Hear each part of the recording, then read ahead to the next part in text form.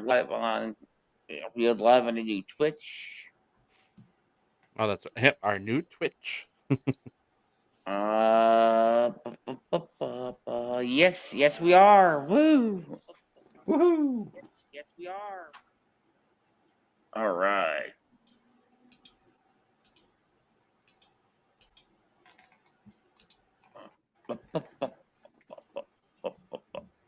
Alrighty. All right, that's cool. Let's be completed. It's happening. First live stream.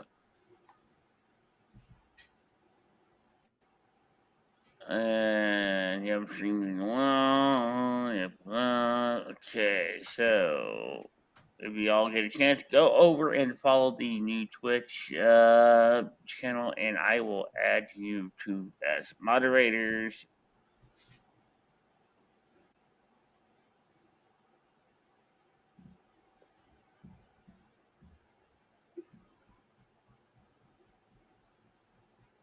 Welcome to the pre-show, followed. everybody. All right. Animated modes are disabled in settings. Add link in bios. I will do that in a minute. And community. A little too quiet in here, but others to watch. Well, since we're in pre-show, Raul, if you want to actually go ahead, let our viewers know about Neil Adams. Let's go ahead with that. Good idea. A very famous comics artist and creator died today, or yesterday, I should say. His name was Neil Adams, and he was most famous for his Batman work and doing realistic uh, uh, depictions of the heroes.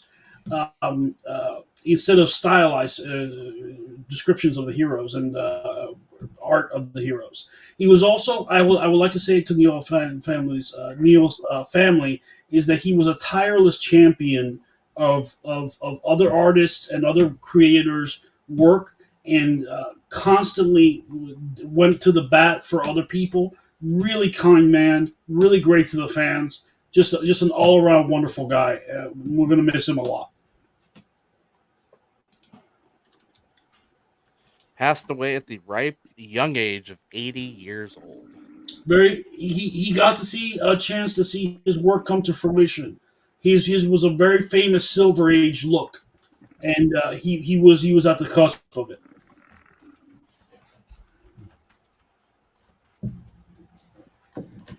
All right. And son, I don't know if you can see over in the side in our private chat on here was the link to the new Twitch. You mean the one that I've already waved in? I don't see you. Take another look, Justin. I see you.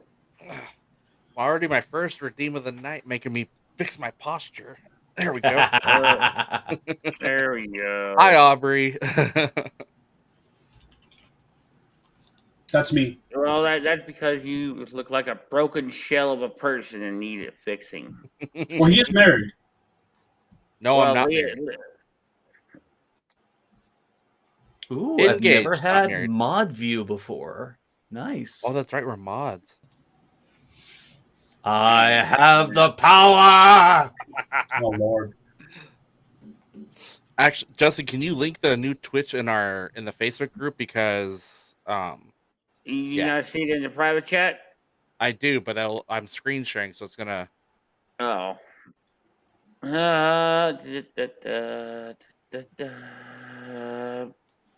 So for my It viewers don't really joining on my matter. Twitch, we're gonna be talking about Star Trek Picard, Halo, and Moonknight tonight. So it should be a fun one. I There you know. go. I know. We got a few of my viewers who are actually enjoy our Moonknight and Halo reviews, so that's good.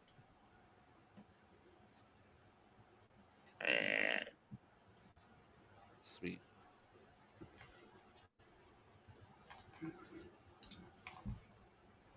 That's cool.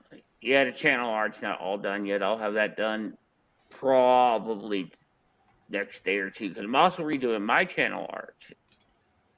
Yeah, I got a And sneak peek at that. I will be renaming my Twitch name too. So Yeah, What too? there's a bit of a change to my Twitch. I went just to keep it same with my logo and everything. I just changed 88 at the end of Burrow, so everything's just the same.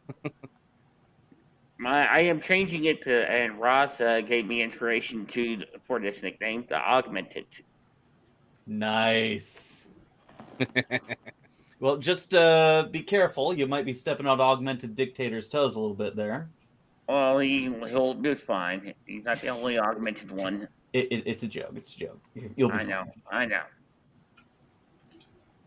Well, you could call yourself the Augmented with an I. Minted. Well, I am very mint.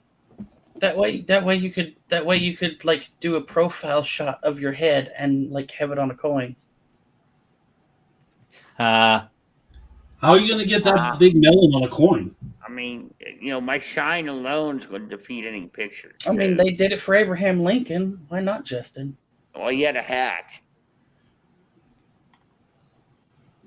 All right, so They fit a whole fucking monument on a coin for Abraham Lincoln, and still had enough detail to carve his little ass sitting on the throne in the middle of the thing. Oh no. All right, so I think we got everything set up. Greg, you're the last one that needs to. There you go. Welcome to the Real Supergeeks. Wants to follow and mod. Yeah, I'm actually I've really close to 200 followers on my main Twitch. I'm just 8 away. Unfollow and ban. Oh wait. It's an exciting first episode, folks. Yeah. It's the ramp up. We're building up to something. Yes. Now you just have to get half of those people to constantly subscribe, and hey, you could apply for partner. There you go. Well, that's the plan. Because the eventual plan will be the Real Super Geeks channel will actually pay for everything itself. If it can get affiliate, that's great. That'll at least pay for Melon. Speaking of, you guys see this whole Twitch trying to be family friendly thing that they're trying to pull. Oh, you mean the fact that they're pulling a friends list and doing some other bastardized thing with it? No. They're changing the terms for what streamers can do on streams. No more hot Yeah, I tub, saw that. ladies and gentlemen. It's like you can't do hot tub. You can't you can't be like a bust streamer. And when I mean bust, I mean like the full package. So you can't have the head and the boobies just out there and stuff. Wait, It's but like- they still let it's that, like- they still let that microphone liquor doer thing. And it's like, and they've also got this weird thing on ramping down the sexual innuendos, and I'm like, there's no way Amazon period is ever going to enforce this, because half of their partner program is that exact shit. They're already alienating their partners with the proposed revenue changes, taking it from 70 to 50. Mm-hmm. From what now? What are they doing? There's a leak earlier this week said that Twitch was considering ramping down partner profit sharing from 70% to the streamer to 50%. And what are they going to do for the affiliate? Just knock That- it out. The affiliates don't matter. It's We're small not- change. Yeah, we're not affected by that one. Yeah, Well, it must have to do with the news that Amazon's losing its ass in stock. that's exactly what it is. Yeah. So, It's almost like Bezos made a purchase he couldn't keep his ass up with. Funny how that works. Do the letters I mean- MGM sound familiar? that might be. Well, if you believe all that, I have a whole network to sell you, Mr. Elon Musk. And I'm sure you'll change it for free speech.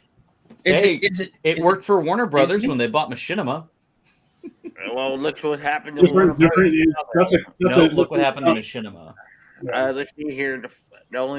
They canceled Batwoman. They canceled Legends. They're probably going to be canceling all their DC stuff. I would imagine. Except Flash will get a season 10.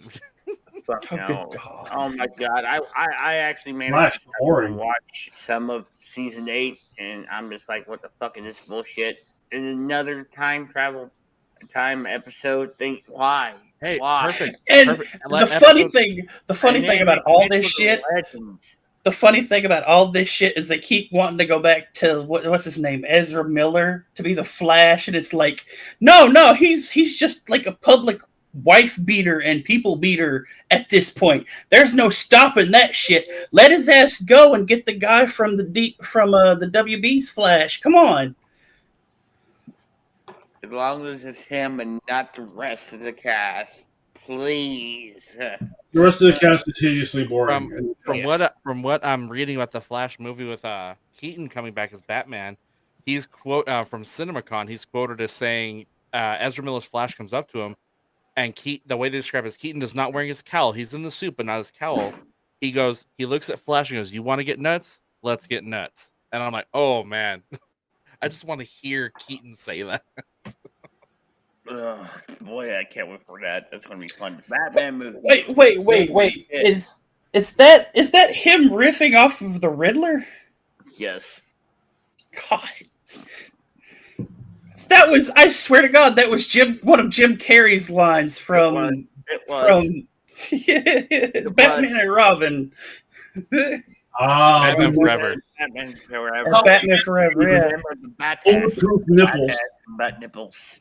Oh Nipples my and God, butt was Batman and Robin. Oh, No, Batman No, that Batman was- and Robin was Ivy and Freeze. yeah. And Batman. And the credit card. Never leave home without it. Oh, fuck the credit card. Fuck the credit card. That hurts worse than Battleship. Look, mean I that like the amazing theory. I movie like the Battleship? theory that after like the second movie, it was all just Batman movies in the Batman universe. Yeah. Batman that and Robin was Trash. no, it wasn't necessarily trash. It's what happens when you try and create the Adam West's Batman Yes. in the Tim Burton style. Fucking light the Batmobile. was Look, I fucking- loved it, honestly. The Two-Face and the Riddler? Come on, that was wonderful. Well, Okay, yeah, it I was did. good. I did like Tommy Lee Jones as Two-Face. That was a redeeming quality for me. Apparently, Tommy Lee Jones hated Jim Carrey. They with a didn't get passion. along. Yeah, they did not get along. But you ever notice that when they say actors don't get along, they give career best performances? Like, look at Yes. the Well, that's the because they're actors, right? Notebook. The Notebook, like Ryan Gosling and Rachel McAdams hated each other, but they gave us the greatest love story. It's almost like the Professional Liars or something. Or they channel that disquiet, that dislike, that hatred into something else. Angry sex. Like Shia LaBeouf my- and Brad Pitt in Fury, they got into a fist fight, and look at those performances. Lord have mercy. If I was Shia LaBeouf, I would not get in the fist fight with Brad Pitt. He's in much better shape. Yeah, but it's Shia LaBeouf. The guy's unhinged And a That was- cannibal. Yeah. and a Speaking of cannibal. unhinged, did anyone happen to see Tobey Maguire's going on video that he was screaming at reporters that was trying to block his car in? I don't care. That's justified. You can't. I would, yeah, no, I'd be screaming at the paparazzi Yeah. too if they were trying to block me in. We certainly need laws in this country like Germany has to protect those Absolutely, things. I they have were- no they were- sympathy for the paparazzi. Yeah, Yeah, they, none they whatsoever. were they Yes, were no. getting it wrong, and that just goes to show that they needed to something actually needs to be done, because that could have been a bad situation all around. Incredibly He bad. was justified of just blowing it and saying, Look, they already killed Diana. How many more do they need? No, Queen Elizabeth killed Diana. What? Who said that? Oh, that was Greg's last show. Sorry. MI6 wants to know your location. Shame. Shame. "All right, Um, are you ready to light this candle?" I think we're ready. All I right. believe so. You believe we can fly? You say? Okay. Let's see. Whoa, we don't do Nelly in here anymore, or R. Kelly. That's Seal. Either way. God, you just Dude. lost your boomer card and your nerd Dude. card all in one. Well, How He's not the a- hell? He's the youngest of us. Give me a break. mean, I'm Greg, surprised. How Greg, the Greg, flying fuck you- do you confuse Seal Wait. with R. Kelly? Greg, he's going to see fucking Backstreet Boys. He's going to see fucking Backstreet Look how Boys. we out of- He's gonna Look how we go- out of- There's no good. Us coming There's and no we good shove answer to right that. right Just- in. just No, there's don't not. talk for a minute. Yeah.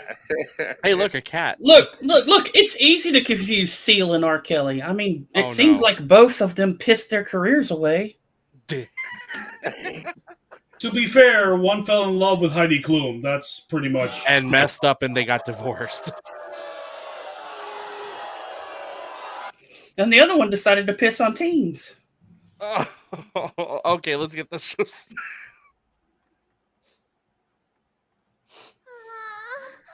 Justin.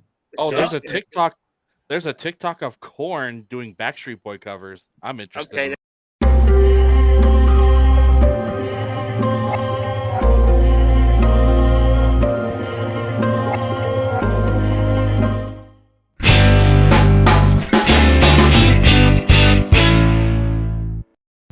Backstreet Boys was your limit, Justin. Backstreet Boys. No, Greg. Greg not knowing what the hell Seal is, but knowing what Oh, I know who Backstreet Seal Boys is. my limit. Welcome to this episode of the Real Supergeeks podcast on this, the 30th of April, 2022. My name is Ross, live, love, play, the eyebrows of doom himself, and you are looking up at me tonight. I have the power. We got a great show for you tonight. I hope you all had a fantastic week. Greg, what's on the Trello tonight? All right, guys. So we have on our trailer tonight, of course, our reviews for Star Trek Picard, Halo, and Moonknight will be coming tonight. And for some of our quick hitters, we're going to go ahead and get these out of the way. Dune, the prequel series, the Sisterhood of the Traveling Spice Pants. They have found its director, at least for the first 2 episodes, tapping Chernobyl director Johan Rennick. Some CinemaCon news. Some pretty cool stuff coming out of here. Ghostbusters Afterlife, after almost grossing $1 billion, gets a sequel greenlit. So Ghostbusters 5 is on the way. We have Venom 3 soon to start production. Avatar 2 gets an official title, The Way of Water. Batman with the Batman gets a sequel. Matt Reeves returning to direct. Pattinson returning as Bruce Wayne. And then, of course, Black Adam debuts footage, delayed a little bit to October of this year. And then, of course, we have another couple delays. Mission Impossible 7 has 2 titles. Dead Reckoning Parts 1 and 2 will be coming out 23 and 24. And Spider-Man Across the Spider-Verse debuted footage at CinemaCon as well to rave reviews. However, that is delayed as well. I believe a year for each of its parts 1 and parts 2. And All right, thank you, Greg. And of course, in addition to Greg, joining us this week is our wondrous array of co-hosts. Starting off with the augmented himself, Justin. How you doing this week? I'm doing pretty good, and sorted array is right, especially when Raul's in the mix. But yeah, it's been a pretty good week. Things have been going pretty good, so yeah, no complaints. All good. All right. Joining us once again is the blessed of the great father himself. It is Raul. How you doing? I'm doing good. How is everybody? Good. Short. We'll get to Oh, it. well, that's good. That's a rousing start. Very much so. Thank you, ladies and gentlemen. This is about you, not us. We'll get to Yeah, us right? when we get to us. Yeah, well, that's fine. I'm just normal every day. As you can see, my room is an absolute. You're not. You're normal. Normal? No. Well, No. I'm a good approximation. Maybe, but no. Let's see how many times he debases himself tonight. It's Greg. Doing good. Had a good week. Last week of school, so just wait for the summer fall semester. And really, Ross, nothing for the Sisterhood of the Traveling Spice Pants? Nothing on that one? No, that was good. That was very good. Just had to make sure I got a chuckle on that one. But yeah, doing good. Look forward to tonight's show, everybody. And she's living the life aquatic. It's Sun. How you doing this week?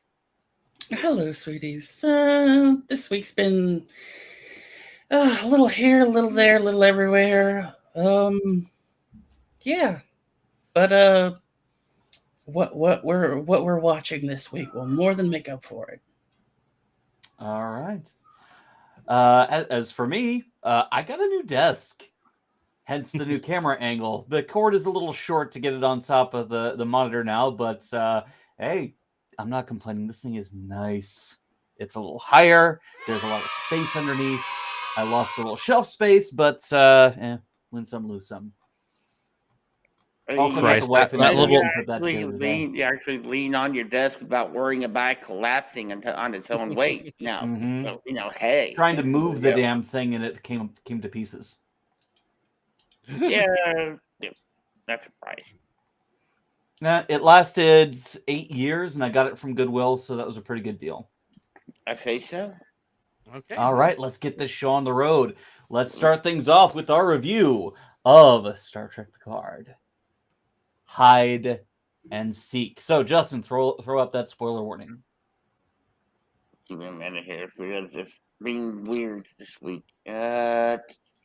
Justin's a bit off his game since Ross got a new desk. It's okay. You mean the Spoiler alert. Spoiler alert. Spoiler alert. You mean the show wasn't weird last week? Shut up. Alert. I mean, I'm out of line, but I'm not wrong. Justin is still adjusting now that he's in a brand new place. He's adjusting to actually having a, stable location with sane neighbors. Right. He's gone a month now without hearing a fire alarm. It's almost 2. Almost 2. Yeah. Almost 2. I love it. All right, so shit has hit the fan. The Borg Queen has secured allies and resources to retake the La Sirena. Picard and Hi, Leia. Everybody says hi. Thanks for interrupting the show. I'm pretty sure that was a hand waving, but that's not what it looked like on the screen. No, it did not. It certainly did not look that way to me because I am the depraved one after all. They know it was a hand, but it didn't look like a hand. It was a little too floppy. It was indeed a little too floppy. Aren't they all, Ross? Aren't they all? Picard and company scurry to the chateau to try and stop the Queen from retaking the ship. Rios scurries the 2 civilians off to the side, and battle is joined. Everyone splits up to try and get to the ship while they can.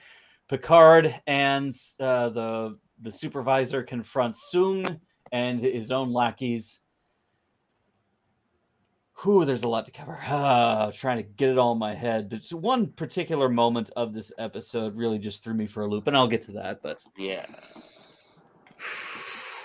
pleasing our former co-host Travis Elnor is back as we find out that Jurati managed to sneak in a little bit of code to lock the Queen out and create an emergency combat hologram in the form of everyone's favorite Romulan Elnor, who finds a sword immediately and begins carving up drones.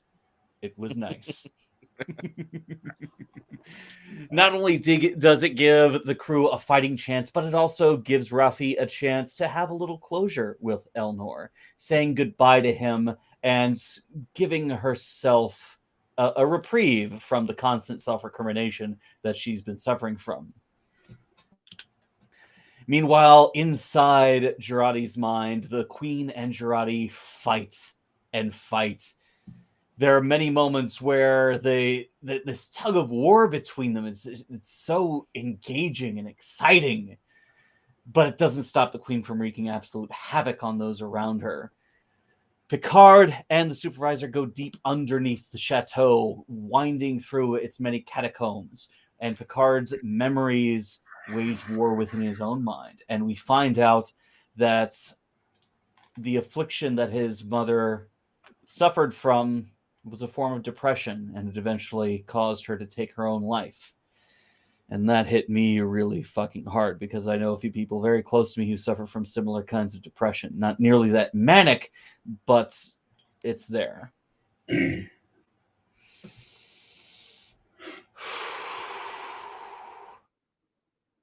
things come to a head as Rios beams back with the doctor and her son, getting them to safety, but blocking off his return.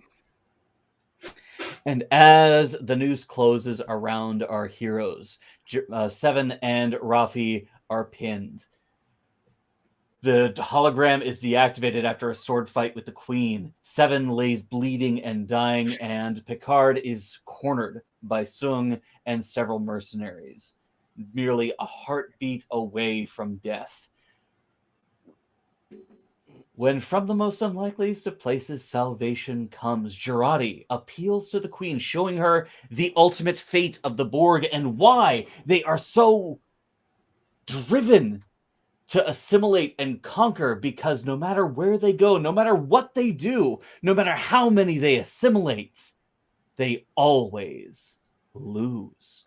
The Borg, the inevitable, the indestructible, always lose throughout the entire multiverse. So she proposes something new, something different. A collective not built off of force, not built out of one will dominating everything, but true collectivism, true cooperation, where a weakness is bolstered, the strengths of one complement the strengths of another, and something new is created instead. The Queen Jurati hybrid saves. Seven calls off the mercenaries. In exchange for the ship, Seven is saved, and the crew gets one more chance to save the future. Although now they seem to have no way home. But that's not going to stop them. Renee must complete her mission. Sung now has a grand vision of the future where his legacy lives on, and he is going to see that come to pass no matter what. But the final message from the Queen: one Renee must live, but another must die. What does that mean? Find out next week. So, Raul, what did you think of this episode? I did not watch Picard. Oh, damn it. It's okay. It's me. I keep forgetting you don't watch it. Well, I just got moved. Damn, Raul got demoted. yeah, did. I got promoted. Son doesn't watch it either. So, Greg, what did you think of the episode? I watched Picard. She doesn't You don't I don't watch Halo. Halo. That's right. Okay. Son, what did you think of the episode? Okay, so most of the episode I had no real issue with. The biggest thing that stuck in my head is okay, Jurati, you programmed a thing to make a combat Elnor. Okay, cool. The Borg Queen is hallucinating your presence in her own fucking mind. How is it that you're speaking to Elnor to tell Elnor to go kill people? She's speaking. See? The whole rest of you are fucking stumped about it. That's a good point. Time out. No, here's how she's switch. It's like what's happening in Moonknight. She's switching. There are two minds at battle here, so she's able to fight her way to the front of the line, basically, to get help to tell Elnor. That's why the Queen can't do anything. She stopped the Queen from trying to break into the computer physically. But they're not in the same position during those moments. They are in two separate positions. Yes, that's what you were seeing from the Queen's perspective. Imagine that perspective from just one body now, from what Elnor is seeing. We as the audience see them both. Elnor is only seeing the one person. Yeah, they did the same thing in Moonknight. Yes. And many other media before. Okay. I still don't buy it. Because I'm at almost every position, we have seen them not be the same person and communicate. We've seen that happen in the fucking Lord of the Rings out of Gollum, but not here. We have seen them be side by side and not be in the same body talking with different voices. but it's been used in hundreds of other shows and other programs. There's no reason to assume that's what's going on here. Yeah, there's exactly a reason to assume that's what's going on here. They show it in a way that makes that very, very clear. Not when it's Girardi sitting in a thing with handcuffs and the Borg Queen literally just wraps her arm around Girardi's shoulder and says, it's like, hi, how you doing? Because that's very clear that they're separate individuals outside of the body. They're not when she asks to take a little control and Girardi allows her to, and she's able to snap the handcuff. Yeah. Right. She asked to take control. So that doesn't mean that they're both talking with the same voice. No, they do at some points when they're directly battling for control. But when they're conversing, they're always talking separately. There's Girardi's body, so they would be talking with Girardi's voice, no matter who is in control. They would not change the voice of whoever's in control of the body. I imagine they did it that way to cut down on confusion, showing that it is Girardi who's telling him, instead of seeing the Borg Girardi, we see actual Girardi in that moment.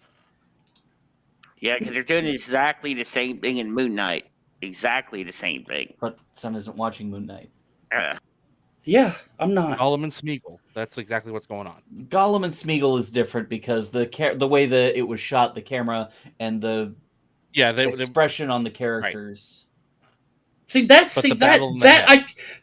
I could accept. If it was that way, if it was filmed that way, that I could accept. You have Girardi with normal eyes when she's talking, and you have the Borg Queen with the all black eyes when she's talking.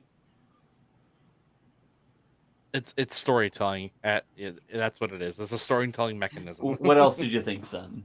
Yeah. I mean, I liked having Elnor back. It's just a shame that he's not going to stay back, I guess. True. Yeah. We'll see when they fix the timeline, I guess. Maybe. Then again, everyone still what the hell is wrong with social media? Everyone still thinks it was Q that did the whole timeline thing. Like the initial shifting them out of the... No. That was the Borg Queen in the future, which we now know is probably Girardi.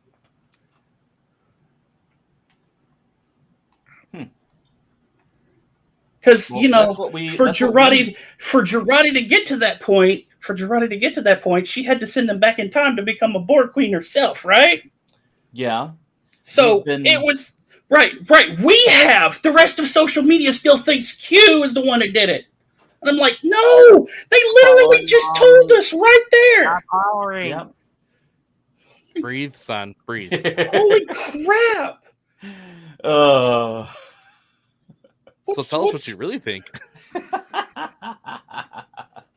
So, the whole she killed herself thing was weird. It's not. It feels like this is something that should have been covered 2 or 3 episodes ago. Honestly, this part of the story was nothing we didn't already know or expect or suspect at some extent. This is something that we could have wrapped up 2 or 3 episodes ago and have Picard come to terms with. But we didn't need this wrapping up finality in the middle of a gunfight with Picard just standing there going through constant flashbacks like it's Nam or something. I mean, I agree with this. I agree with a few people who are like, that whole thing just murdered the pacing of this episode, because it's like, let's move a little bit. Wait, nope. Picard has to have a flashback so we know where to go now. What? Let's move a little bit more. No, wait, nope. What? We need another flashback. Like, oh my God, just move on already. Like, the weirdest one is they come around a corner, stop in the middle of the hallway. He has a memory, and his mother goes past in the background, and he literally turns around and goes, that's the way to go to the chateau, and the way we just came from goes to the vineyard. The fuck, Picard? oh my god! I mean, that bugged the crap out of me. Now, granted, the story of Yvette Picard is fantastic.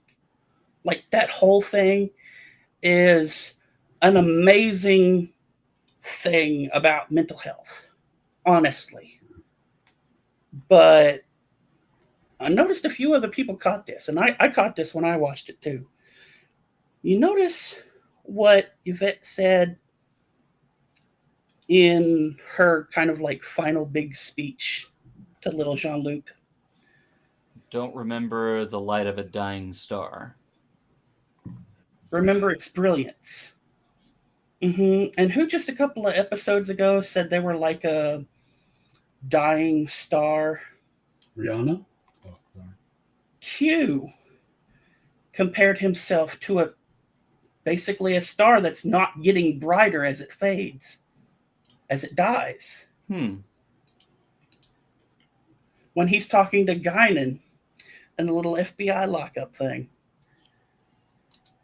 I was like, is this what is this the whole thing that Q has been trying to, like, what the hell is going on, Q? Like, honestly. I mean, granted, Picard is a fucking nutcase because he never fucking listens to you. But still, like, you could have literally said up front, I'm dying. Picard, I'm dying. But no, sure. You let Picard think you brought him here. Okay. You changed, like, and even in all that. Hold on. Yeah, he actually told Picard that right off the bat that Picard was the reason they were there. That he was that it was Picard's own doing. Yeah, he put the blame on Picard from episode 1. And see, there you go. There's Q again, not lying. But it's like, just say, dude, I'm dying. I don't care what you think. I need your help. That's the folly of Q more than anything. Q doesn't lie, but he goes about all of this shit in like just enormously roundabout fucking ways. Well, it might not have been he known what was going on at the beginning. Well, he had to have known to set all the events in motion. He knew Picard caused the time distortion, but he didn't know that he lost his powers because remember, a couple episodes in when he stopped being able to use his powers. Right, that's when he stopped using his powers. But remember, while he was talking to Guinan, he talked about sensing it and sensing the end coming and being elated that it would be basically the all-knowing, like for an omnipotent being like the Q to reach the end of their life. You would think that would be some kind of evolution into all-knowing, knowing the universe, that kind of stuff. And granted, he's kind of mad. Dude's mad that it's not there. I mean, it's the stages of grief. Like, dude's processing all that shit himself. But all that stuff was set into motion before the Borg Queen ever said, hey, Picard, I want to join the Federation. Was it? Yeah, it was. How do you know that? Yeah. How do you know for sure? It was also... How you know for sure? How do you because shown that in the episode? No, you have not. You don't know that for sure yet. The story's not over. We won't know until the story's over. You have your George theory, let me have mine. And if you're going to stick by your own George theory, don't mock me for having mine. All right. Anything else, son?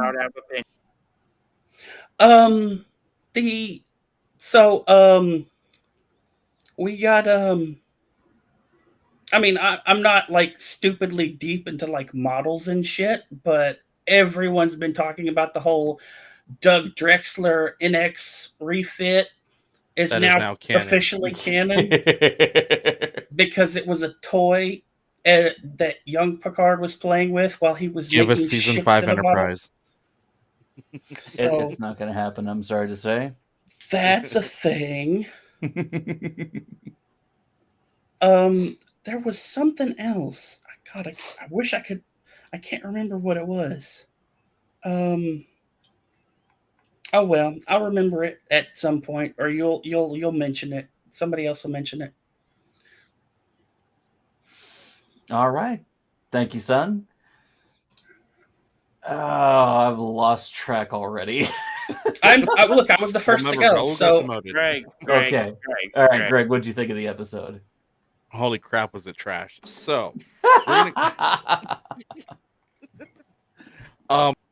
gripes with it, and now I got demoted.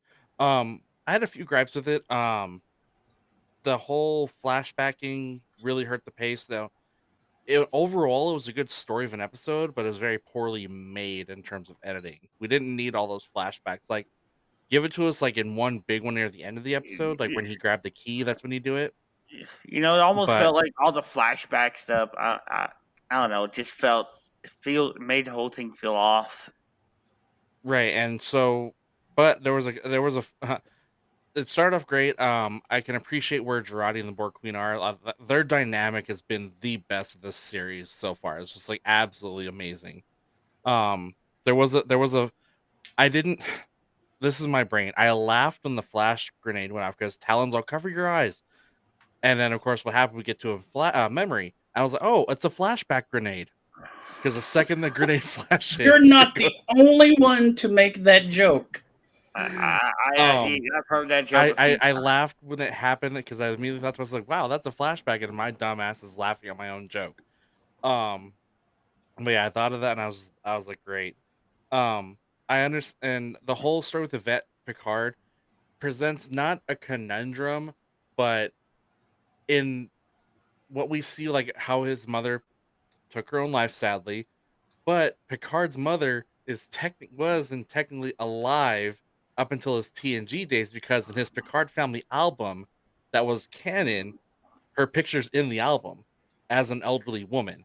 So I'm like, okay, retcon. Well, I mean, or it could have been a sister, or his dad could have remarried. stepmother, but it's okay. But I was like, people do remarry. So I then of course, like the whole his father was not abusive, just very much protective. Like okay, I know he knew what was going on. So I kind of appreciate them fleshing out the dad aspect of that. And then as far as the rest of the episode, with Elnor coming back, when she's all emergency combat hologram, I'm like, wait a second, that's not the emergency command hologram, ECH.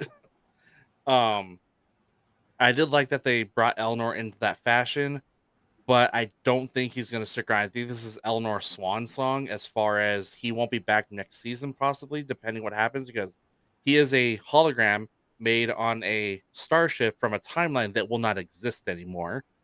So, and that ship is now gone. So now he's protecting Girardi and the Borg Queen now. But Seven getting her implants back in that way was kind of a cheesy cop-out. Like, okay, I get why she would need them, like the Borg Queen saving her life. Okay, but they gave her the exact same ones. Like, give her new ones, spice it up a bit, give her new implants. Yeah, that kind of bugged me too. It's like she's dying of a gut wound, but she needs this implant over her eye because reasons. And I appreciate that Picard gave us our first real Voyager reference with Seven saying, yeah, I was going to go into Starfleet, they wouldn't let me.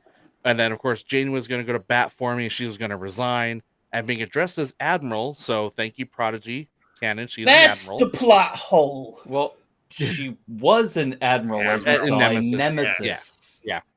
That's the plot hole. It's not a plot hole because it is a plot hole. Either it's a plot hole or it's really fucking bad writing.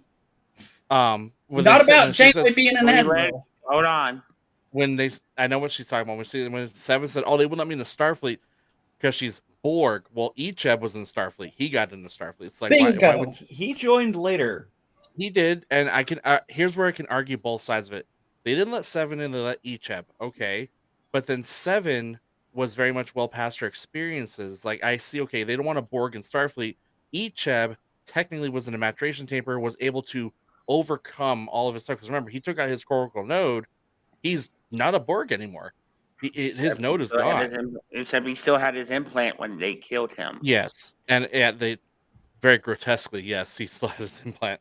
Well, also at that point, we've been seeing a lot more XBs running around, hence the artifact and the black market that harvests XBs. Right. That's where I was like, okay, I kind of knew where someone was going that when she popped up. But yeah, so I mean, they could still make Seven Starfleet, but I mean, it was kind of, it is a plot hole. Like you could have let her be a Starfleet, but anyway, moving on from that one is Rios getting a God damn it, Rios. Just gotta mess everything up. God damn it, Rios. I'm thinking I don't know how they're gonna get Rios off that, but we'll see in the next episode. Like it'll be some emotional goodbye. Does anybody look at this season and go, God, they just keep fucking with the Spanish guy, don't they? Like he face plants the ground in like episode 3 and is out of commission for the whole fucking thing and has to be rescued. And like at every turn it's like get rid of Rios for some reason. Well, it'll probably be the one staying behind, or either they're going to pull a Star Trek forward or take the kid and the girl with them, or with them. Yeah, I think that's what's one of those two scenarios is going to happen. But I also think with the way the season is playing out, this is where I'm finishing up my review. This is everybody's season. This last episode is going to be everybody's swan song. Because with season 3 cast announcement, I really don't think we're going to see Rafi next season. No, we're not going to see Elnor, and I don't think we're going to see Rios, just because of the way they want to take season 3. Yeah, so we don't know that yet. No, we don't, Justin. But George theory: let Sun have hers, let me have mine. But that's kind of my thinking. So my George theory is when she says Picard gets the message, 2 Renees, one's got to live, one's got to die. Talon's going to sacrifice her life. I think Talon's going to die. And now I say Talon, not... Oh, my God. Her name... Not Laris. Laris. Oh, my God, I'm an idiot. Not Laris. Not Laris. So my George theory is Talon dies, Rios stays behind, and then we get thrown... And, of course, Q and Picard talk. We see that in the preview. So we'll see what that... We'll see where that goes from there. I think Talon is the other Renee, and she sacrifices herself to make sure Renee completes her mission. Or Renee dies and Talon completes. Talon takes her place. Yeah, or Talon takes her place. Alternate theory. There is an individual, a character in the show, who is from this timeline, has no identification and no documentation. She is recently in the world and is looking for a place, and she is motivated to work against Sung. Oh, Kore. I can see that. I can see that. I'm gonna guess it's Kore that either dies or picks up after Renee goes. So since I'm done, Justin. Yes, Justin. That's not a bad theory because she could very easily step in, and that's not a bad theory. Well, okay, this week's episode, I think the flashbacks were probably a bit too much. It could have been their own episode instead of them. I mean, it seems like every episode we have to have a flashback or something, and it's been like that since this season started. It's like, why? What's the point? Can we not just do it all? Like, let's do it all in one episode and then just go that way. Just have a flashback episode and be done with Picard Flashpoint. Confronting this past is part Justin. Of it, and confronting trauma is not a one episode thing. I broke Justin. I'm sorry. God damn it, Greg. Flashpoint. Well, Star Trek, it pretty much is Flashpoint. That's what they're trying not to do. Oh, God damn it, Greg. Anyway, but yeah, other than the flashbacks, it was a pretty good episode. I was thinking not Laris, this would be the one to sacrifice herself, but Soon's daughter. Who knows? That opened up a whole other door. What could happen? What if not Laris goes back to the future with Picard? Well, Wait. that would be weird. Wait. As fuck. Yeah, because does this mean that Picard is like by definition the lineage of Soong? That would be fucked. Oh. Because Rene Picard is if Rene Picard dies and Corey takes over, that technically means that Rene Picard never had progeny to have Picard. Oh god. And that Corey will. Someone mute son. Someone mute son. No. Why did you do that? Look, So I'm not Picard the one is- that created these temporal shenanigans by bad writing. So Picard's an augment. Now he's a Technically, he synthetic is. augment. Yeah, he's a technically, yeah. Picard man, they've exists been setting because this of the up. line of Soong. Oh, Justin's done. I have a George theory that'll piss everybody off. We don't see Corey at all in the next episode. It was just there. She was just there. Why? Why? That hurts my brain. Oh, but yeah. I honestly if you think can unhurt your brain, Justin, and finish your review, by all means. I can't now. I can't now. That threw me completely for a loop. But yeah, it was a great episode. does anybody minus think that we're gonna flashback. get a does anybody think that we're gonna get an homage to the Gary 7 episode next episode?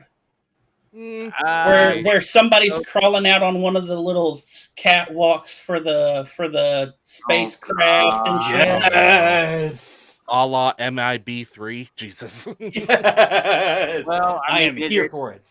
It is the last episode of the season, so It's the last episode for the ragtag team until they bring TNG crew back.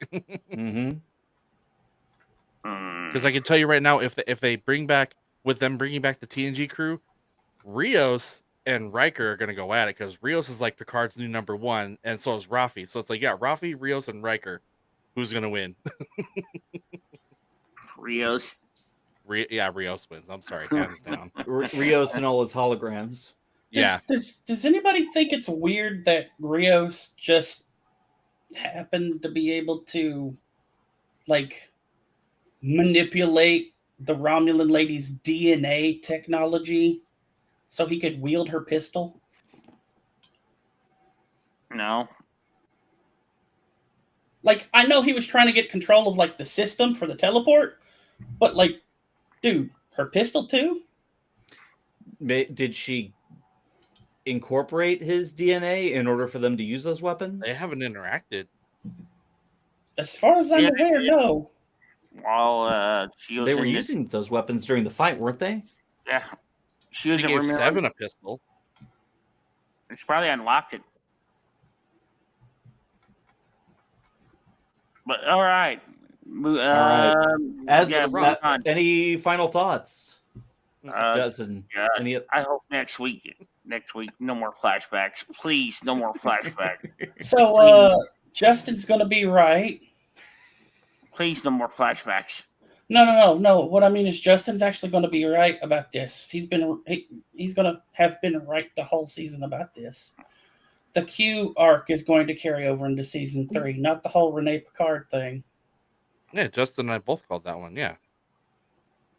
Mr. Carlos, they're not going to run to season 2 and 3 together. Oh, yes, they will. I mean, Greg, you weren't here the week after you were lied to.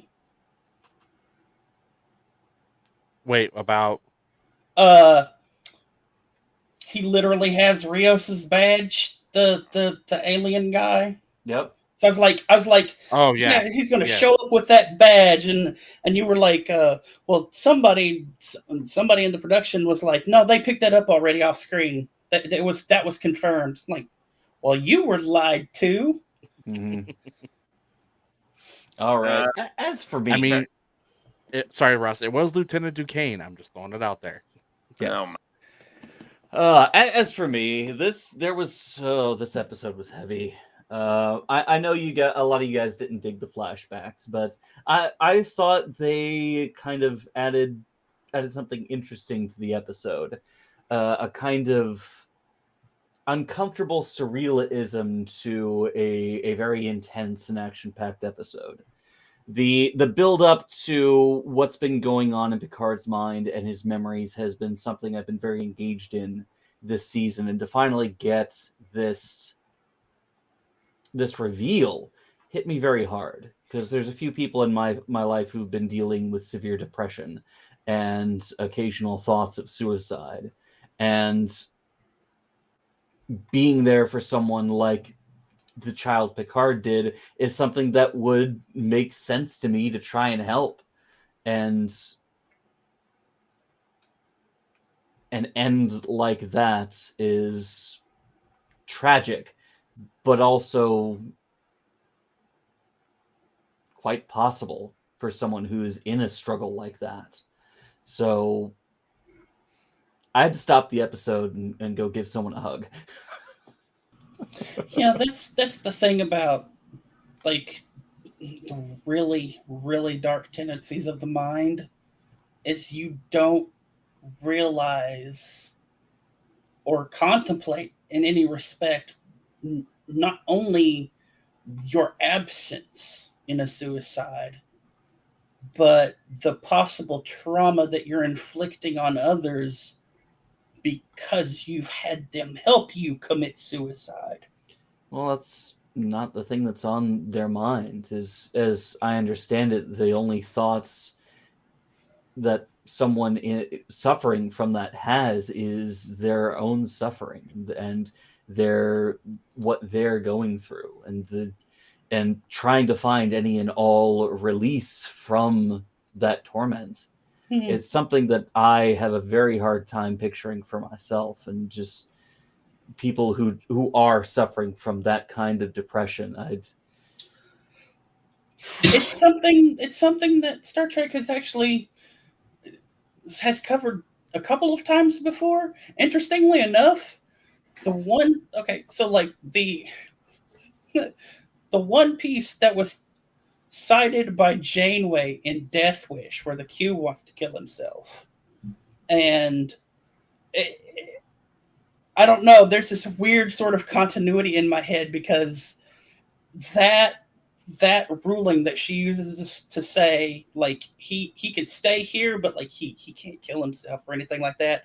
Like, that whole ruling, it is later kind of fleshed out to me in Enterprise, because Phlox like goes through the same thing in Enterprise at one point.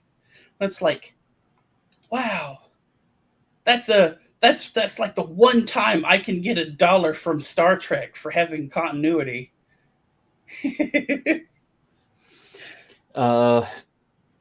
Also, the most interesting thing to me about this episode overall is the Borg. The revelation that across the entire multiverse, the Borg fail. That is fascinating. Because up to this point where we think of the Borg, it's this implacable, unstoppable, indomitable foe that will conquer all in the end. They are inevitable as death, as the Queen was trying to say. But as Jurati shows through the Queen's connection with the other queens of the multiverse, the only end of the Borg, as we see them, is destruction, is failure. See, this is okay. Interestingly enough, that whole conversation kind of wrapped up the nice, neat little conversation Q and Picard had, like, in the beginning, when we were first introduced to the Borg. Like, Q said something to the effect of, "How do you stop a force of nature?" And we're at the point where Girardi is discussing with the Borg Queen, basically the effect of, in every single timeline across whatever multiverse exists, the storm dissipates. You don't have to fight a force of nature. You let it run its course. And then the proposal. Girardi is now a part. The Borg Queen is now a part of Girardi. And Girardi is part of the Borg Queen. And she could fight the Queen till the last vestiges of her mind are subsumed, or the Queen is given a swift or an inevitable end by those around her. But instead, Girardi proposes an alternative that is fascinating. A new kind of Borg, a new kind of collective. Things we've seen echoes of in different fragments of the Borg between Hugh and the Cooperative. But seeing this Queen become something new, and I think we all called it at this point, it was most definitely the spiky danger vulva that we saw in the first episode. I am really interested to see where this goes and to see how it evolves later on. It's the law assimilate. We now have a name for it. It's the law assimilate. The what? It's the law assimilate instead of the law Serena. The law. It's the law assimilate. I am really interested to see where this goes. A Borg that doesn't prey on others, but offers a second chance to the castaways and the forgotten. That is really interesting. See, she was like, they were having that conversation, and the only thing going through my head is, oh, great. Okay, so now you're all about giving second chances. Okay, that means you're now in direct competition with that other species from the Delta Quadrant who takes dead people. Yeah. Pretty much. Like, now you're in direct competition with an entire other species all over again. Yeah, but they're pretty isolated in one location. Although this does change a whole lot of shit. Mm-hmm. Because it means the Borg will now assimilate the Kazon. Good riddance. And everybody, that's our show tonight. Thank you for joining us. And not only will they assimilate the Kazon, they'll assimilate the other species from that planet as well. Okay. Everybody, that's our show tonight. Thank you for joining us. If they agree to it, because voluntary seems to be the key word for this collective. This new collective. They aren't going to assimilate from what we get from Girardi is that they're not going to assimilate people against their will. This is some fucked up Republican shit. All right. Any other final thoughts on Star Trek Picard? Picard? Yeah, that's what Ross said. Any other thoughts on Star Trek Picard? Please God, no more flashbacks next week. More flashbacks. No more flashbacks. No. Okay, that here. trauma is not yet resolved. Okay, here. Right. Okay, I'm fine with the flashbacks. Don't let it fuck up the pacing of the episode. That too. I mean, we only got one episode left. We need to resolve the story, or at least get it set up next season. I haven't watched the Gary episode in a while. How did they get to the past in the first place? Did they do that planet shot or something? It was a slingshot, wasn't it? Was it a slingshot? Yeah, it was one of their intentional slingshots. Yeah, okay. They were going to the past on assignments. Yeah, they were recording the past, studying it. Okay. It's like I wasn't sure because it's like if it wasn't like a slingshot or something, and the ship was still there, how did they get back? Slingshot. Am I But the only one see- disappointed who didn't get to see a young Cisco and Bashir in a sanctuary district in this series? It's the same year, same time. Different location. Well, not only 6-hour that, drive. if you've been looking at any of the graffitis, like all that recall Chin plastered everywhere, and Chin was like the governor of California at that time. Uh-huh. Mhm. And So, like- and Dax's rich friend, his name has been on a few things too. Yep. Mhm. Bruner, something like that. But yeah, no, my big question is, they I mean, outside of Talon having a ship, so maybe she does die. Outside of Talon having a ship, how are they going to get back? That is a very good question. Because like, And it'll be because answered like next they're week. not going to solve the Q thing in a single fucking episode. I imagine that as soon as the situation with the first major paradox has been resolved, the Borg that we see in the pilot episode is beginning here. The second is whatever broke time, what caused time to splinter and the Confederation to be formed. If once that is resolved and the Confederation is no longer an inevitability, Guinan's going to reclaim her memories and Q's going to get his powers back. And they all live happily ever after. Because since the next generation never happened, Q's redemption never happened. Therefore, he would eventually doesn't have his powers, and it fucks up the timeline. So, which he doesn't have his powers now. But once the time loop is he broken, had his powers at the beginning, but they slowly faded away. right? Because time is broken. Right. So once they fix time Q is with Renee, disconnected. Q is disconnected from the space-time continuum. right. So once they fix time with Renee and get that all done, I theorize that Q, like you do, that Q will get his powers back. All will be right in the world, and either Q will snap him back to the future.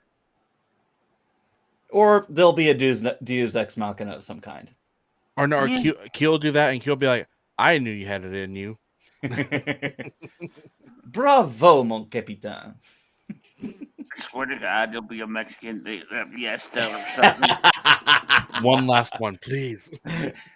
All right. No, that no, will no. It's wrap- not going to be a fiesta or anything like that. It's going to be a tea ceremony. That on. will conclude our discussion on Star Trek Picard for the week. Oh, next week's going to be crazy. But Yeah. speaking of crazy, wild and out there, it's time for Halo. Last week, they lost the artifact. John got his memories, most of his memories back. They gained the Blessed One as a prisoner, and the future of the Spartan program is in doubt.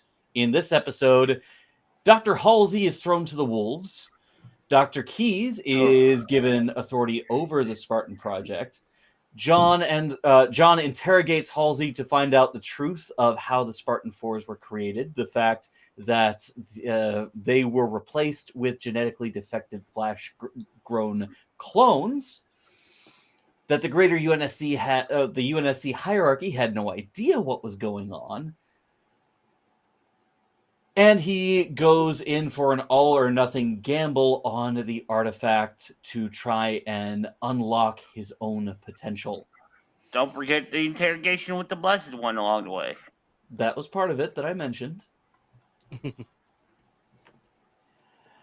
Whew, boy, there was a lot in this episode as well. Oh yeah.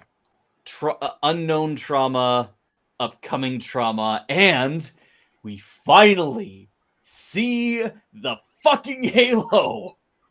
It's mentioned twice this episode. Well, it's not just mentioned, we see it. I know, we see it. We actually see it.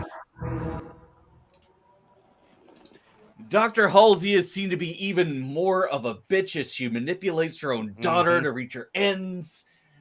Oh, I hate that woman so much. gonna Miranda die. saw it. Miranda sees right through it. She does. She absolutely does.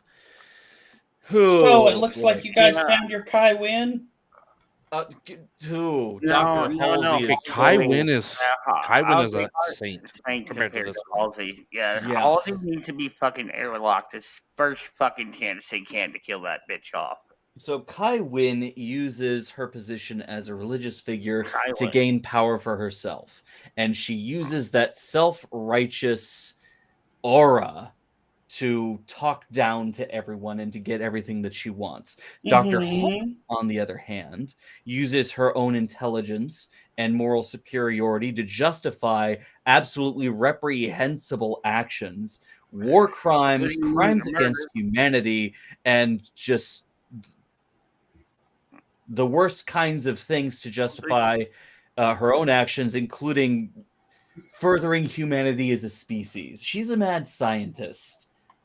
I mean, it's not like Kai Wynn made a religious faithful try and kill Cisco on the promenade of Deep Space Nine or anything, and then take the fall for it. Yeah, there's that too. But Kai Wynn was, broadly speaking, a small player, where Halsey is a much larger player. What about the time that Kai Wynn tried to bomb the Keiko O'Brien's school? Okay, Kai Wynn has influence over Bajor and DS9. Kai Wynn has no authority in the Federation. Yeah, Dr. but Halsey, up to this point, wields a large amount of power in the entire UNSC over all human space. She was the authority over the Spartan Project. She created the Spartan Project. She commanded the Spartans. What? You mean the CIA has secret clandestine operations? She's worse than the CIA. But before we get off topic, Ross, continue.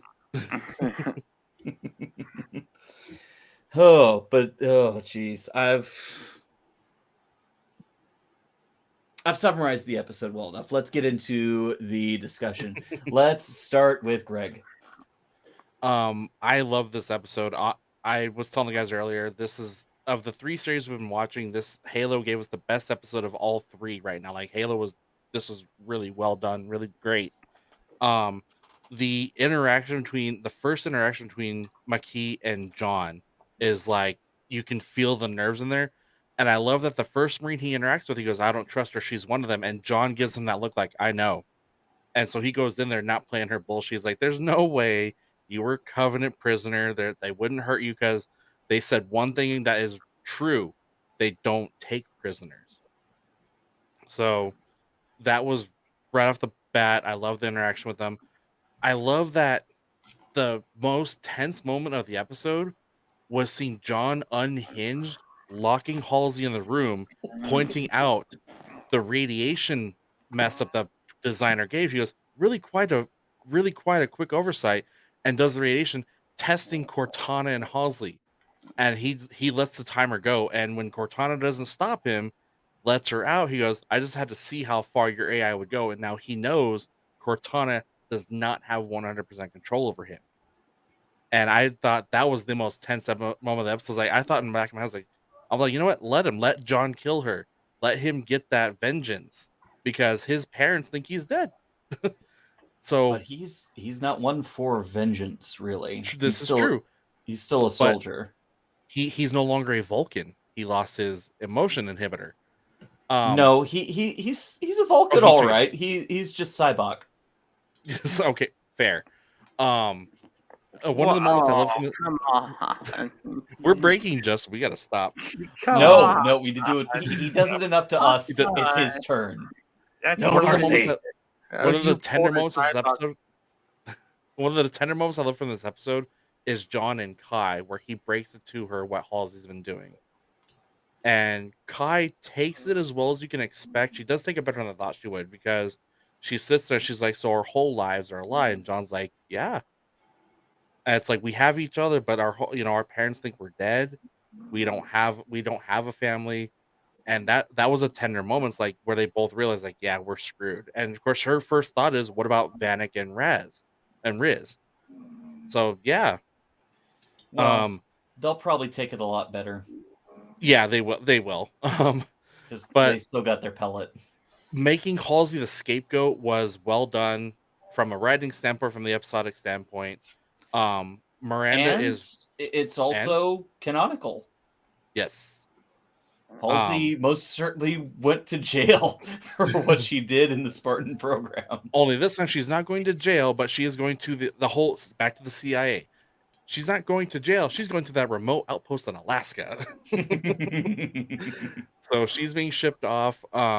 And again, Maquis showing her real colors.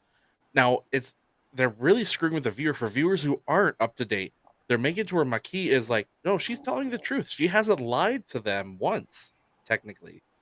So it's like, oh, okay. So she playing both. We're waiting for the betrayal. The betrayal Right. is coming. The betrayal is she, coming. She isn't lying, but she is laying in the half truths really Exactly. strong. She's omitting stuff. So it's like, okay.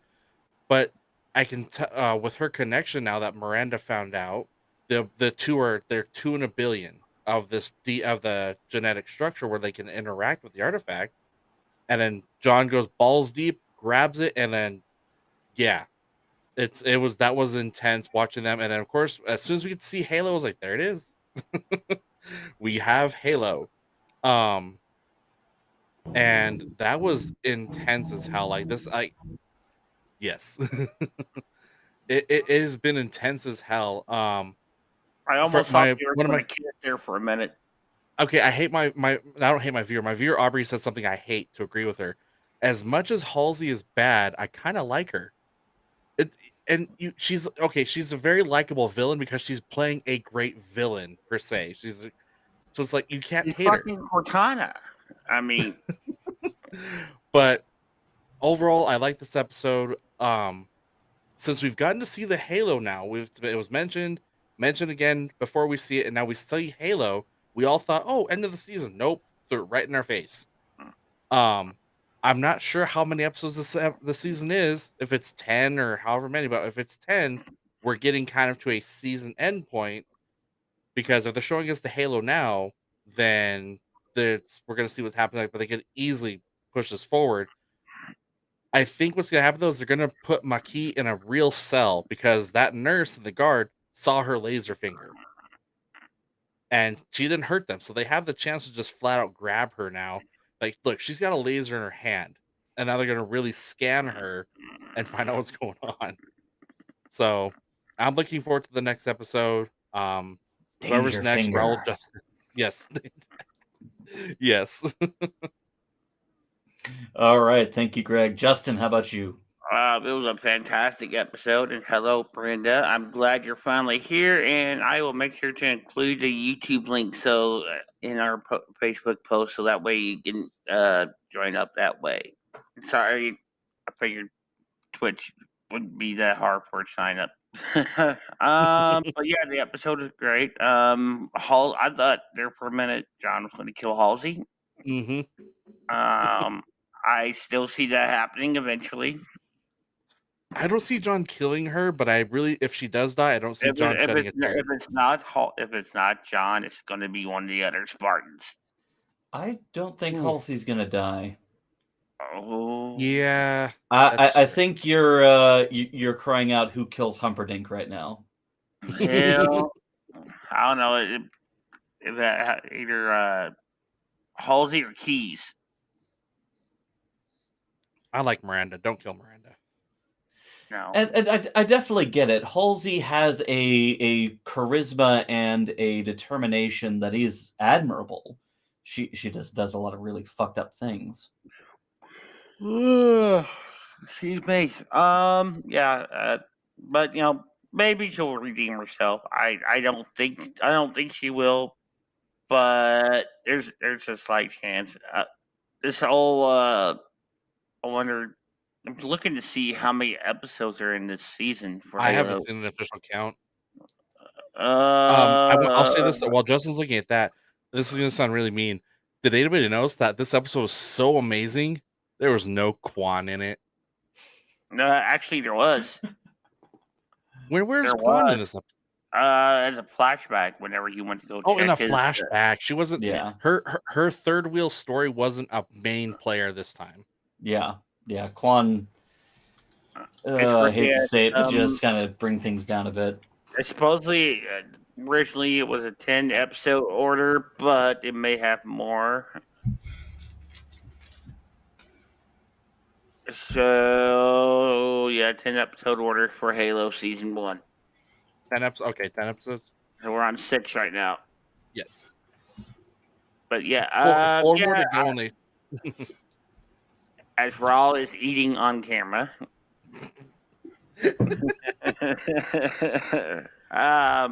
Yeah, but the whole Quan storyline, it's just, I don't know, that felt like something that should have been wrapped up. I gave it the first 2 episodes. Like, okay, you save her, you get her to a friend. Okay. Yeah, and that should have been it. Either she stayed or she should have been gone. Either which way, it's just no need to keep it going on and on and on and on and on and on and on and on. So hopefully, right now, maybe they'll start phasing Quan out. My guess is that they're going to go back to Madrigal because that's where they found the first artifact. Probably. We'll see. Hopefully. Well, for those of us who are familiar enough with Halo, Reach is going to fall this season, most likely. Really? I imagine Madrigal is going to be on their way as they flee. You think they're going to give us Fall of Reach first season? I think so. Well, I mean, I would be willing to bet that that's the season finale. Isn't that pretty much right before they find a Halo? Falls and then they find a Halo. Interesting. Okay. If I remember correctly, my game timeline. So yeah, I could actually see that too. If not, the Pillar of Autumn found Reach because they were emergency evacuating as the Covenant were actively glassing the planets. They did a random jump to escape with the Spartans and Cortana, and arrived at Halo based on some Forerunner algorithm that they were running to calculate the jump. Okay. All right. We're going to see. Ross and Justin are calling it. We'll see the Fall of Reach. If not the very last episode, it will happen sometime within the next couple episodes because they're going to really need to try to, win people over for season 2 of this. So I see them getting to Halo probably here within the next couple episodes.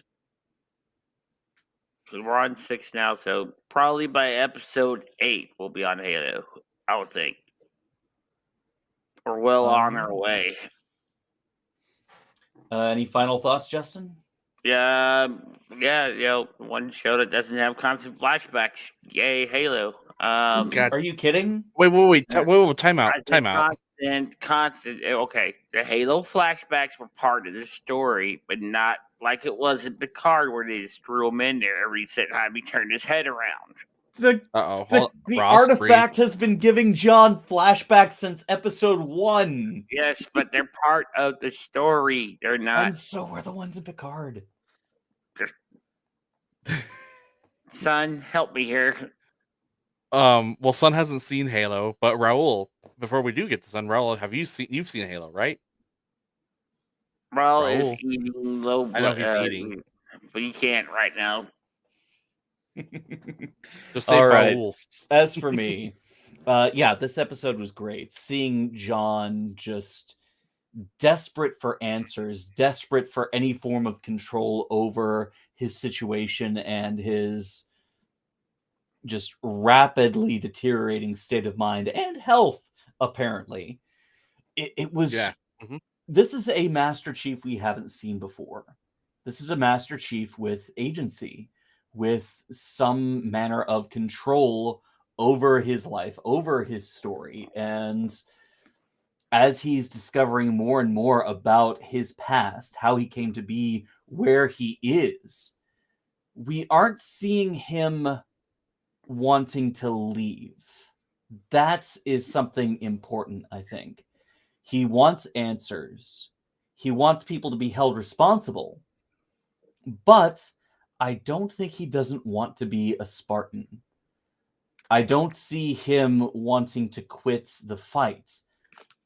I think when push comes to shove, he's going to continue to be a Spartan. He's going to continue to be there for his squad, for the soldiers around him, and for the mission. He still wants to help people. He still wants to save people. He wants to find this ring. He wants to end this war.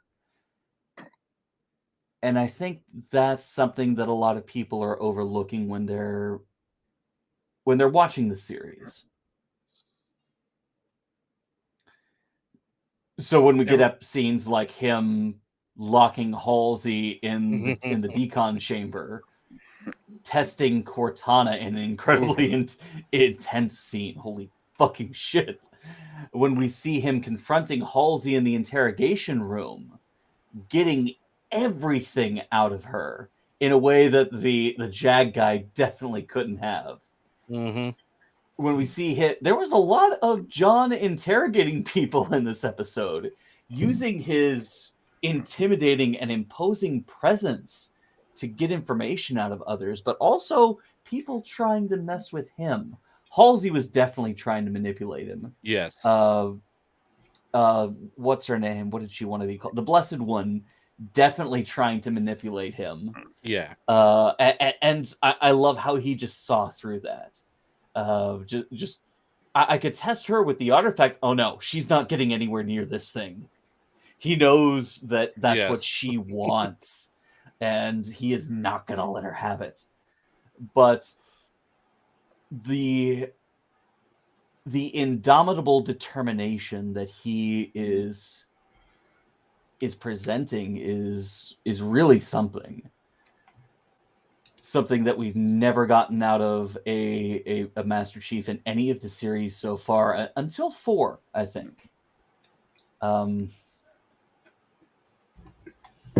It was really something to see him tear through these social interactions with a killer instinct that you would see on the battlefield.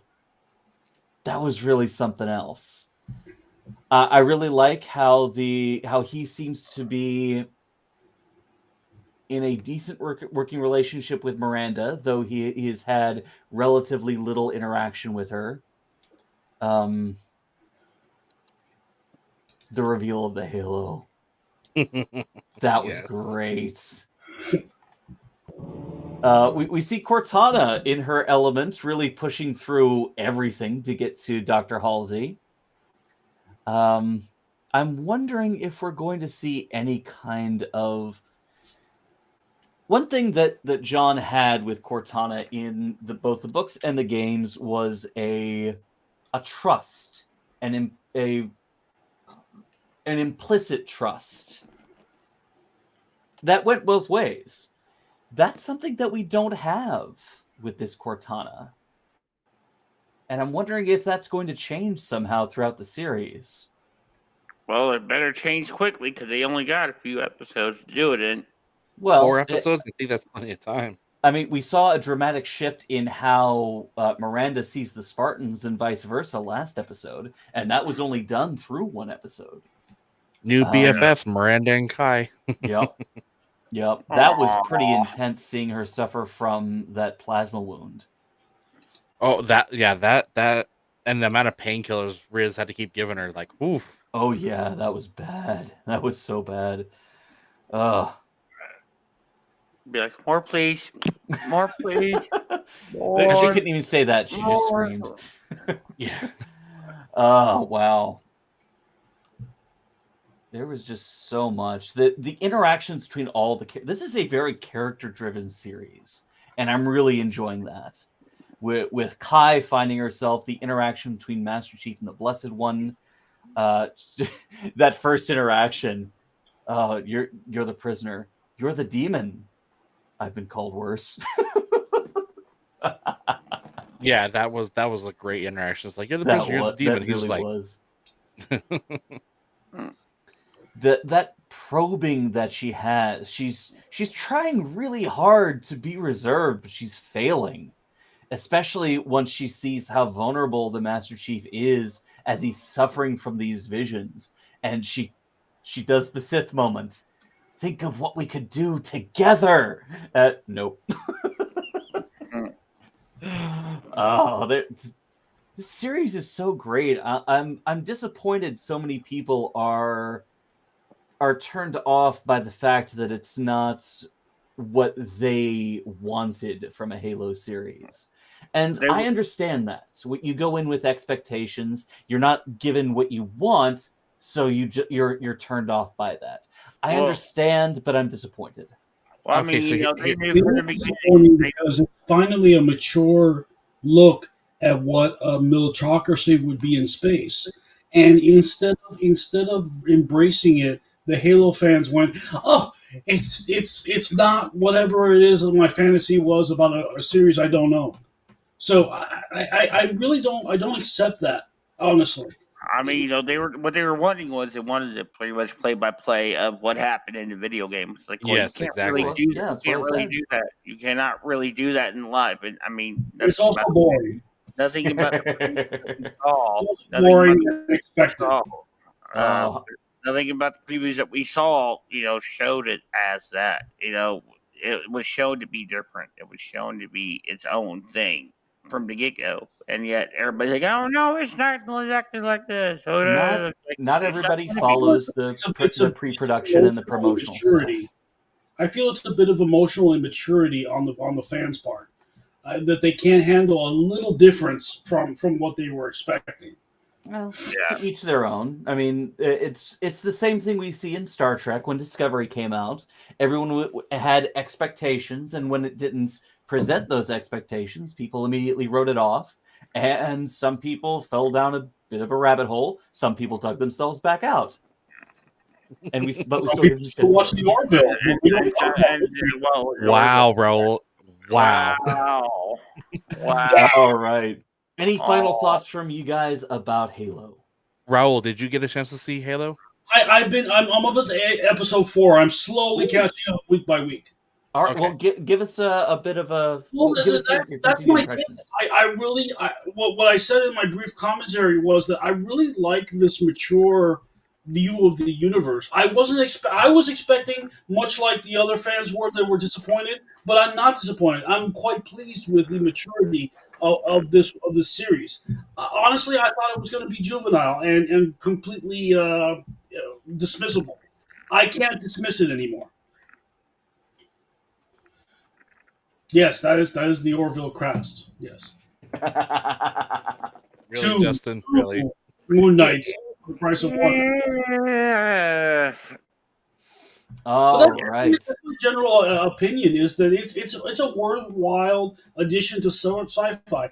I thought it was going to be excusable and dismissible, but it's not. It's really not, and you should give it a chance. Awesome. Good deal. All right. Thank you, Raul. All right, Greg, what's next on the Trello? Okay, so on the Trello, so we can talk about a couple things. We do have Moonknight to talk about if we want to do that. But for a gaming topic, you guys, if we wanted to do that as well, one real quick one was Jedi Fallen Order 2 is going to skip Xbox One and PlayStation 4. It will be PC, Series X, and PS5 exclusive only. They will be skipping the previous gen consoles. I'm glad I got a Series S now.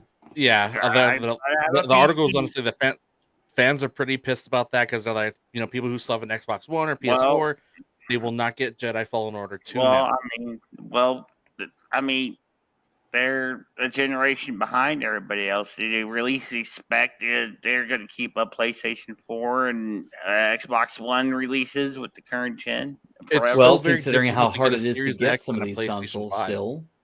Yeah, it's still very difficult to get the new consoles. So those are the people who are still going to rock their PS4. However, Considering that Sony literally just released like an ass load of still in the box PS4s They're still because they producing can't PS4s. because they can't get PS5s out on the market fast enough. Yeah, you'd probably want Fallen Order 2 Yeah. on the PS4. But here's the thing: those who own Xbox, if you have Xbox Unlimited Game Pass, you can go into cloud gaming and play anything. Pretty much, it don't matter what This is console you have. what's going on with Fallen Order 2 is what may happen with Nintendo and Breath of the Wild 2 with Zelda. is that the game is too powerful for the previous gen console. So Right, how but they if may release a new Nintendo Switch of Breath of the Wild 2, Fallen Order 2 already has that next gen console availability, so they may just release one of those and say, sorry, we're not going to do it on the previous gen. Well, both My- PlayStation and Xbox has cloud gaming, so I mean they could play it that way. My PS4 certainly struggled with Horizon Forbidden West. That was a beefy game.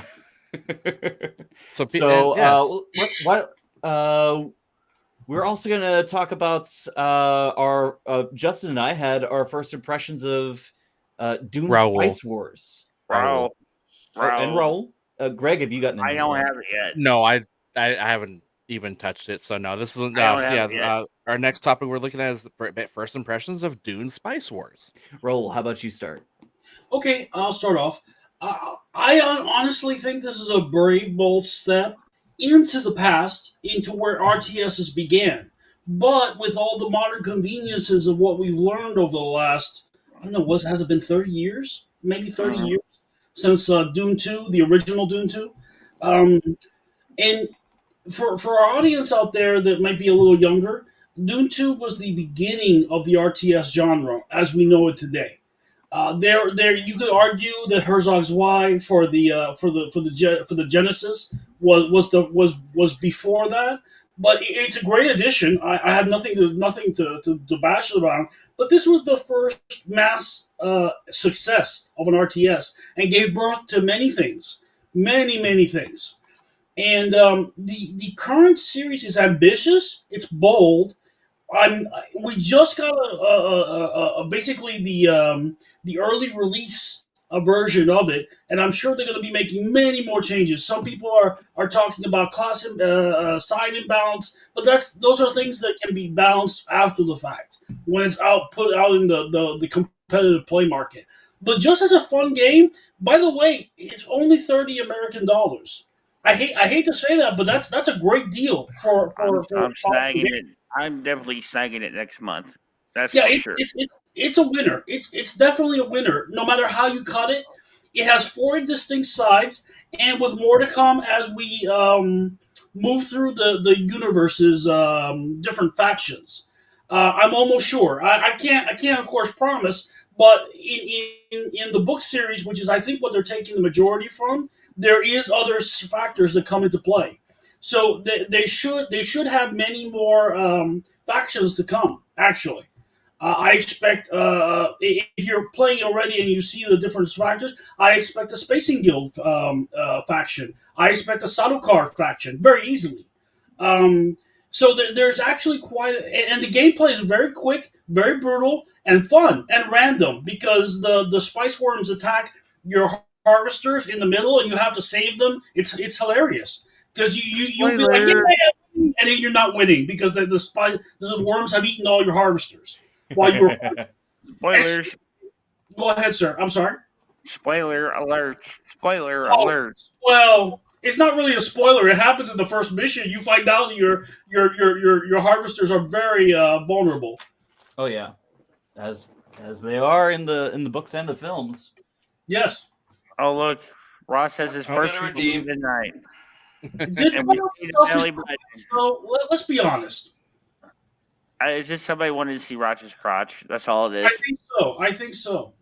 This is why they made the harvesters in Command and Conquer so fucking tanky. They did. It was after that because they were tired of having to defend them all the time. I do have to say though, this is Funcom we're talking about here. They literally had the money to wholly acquire the license, the sole license for Conan games, period.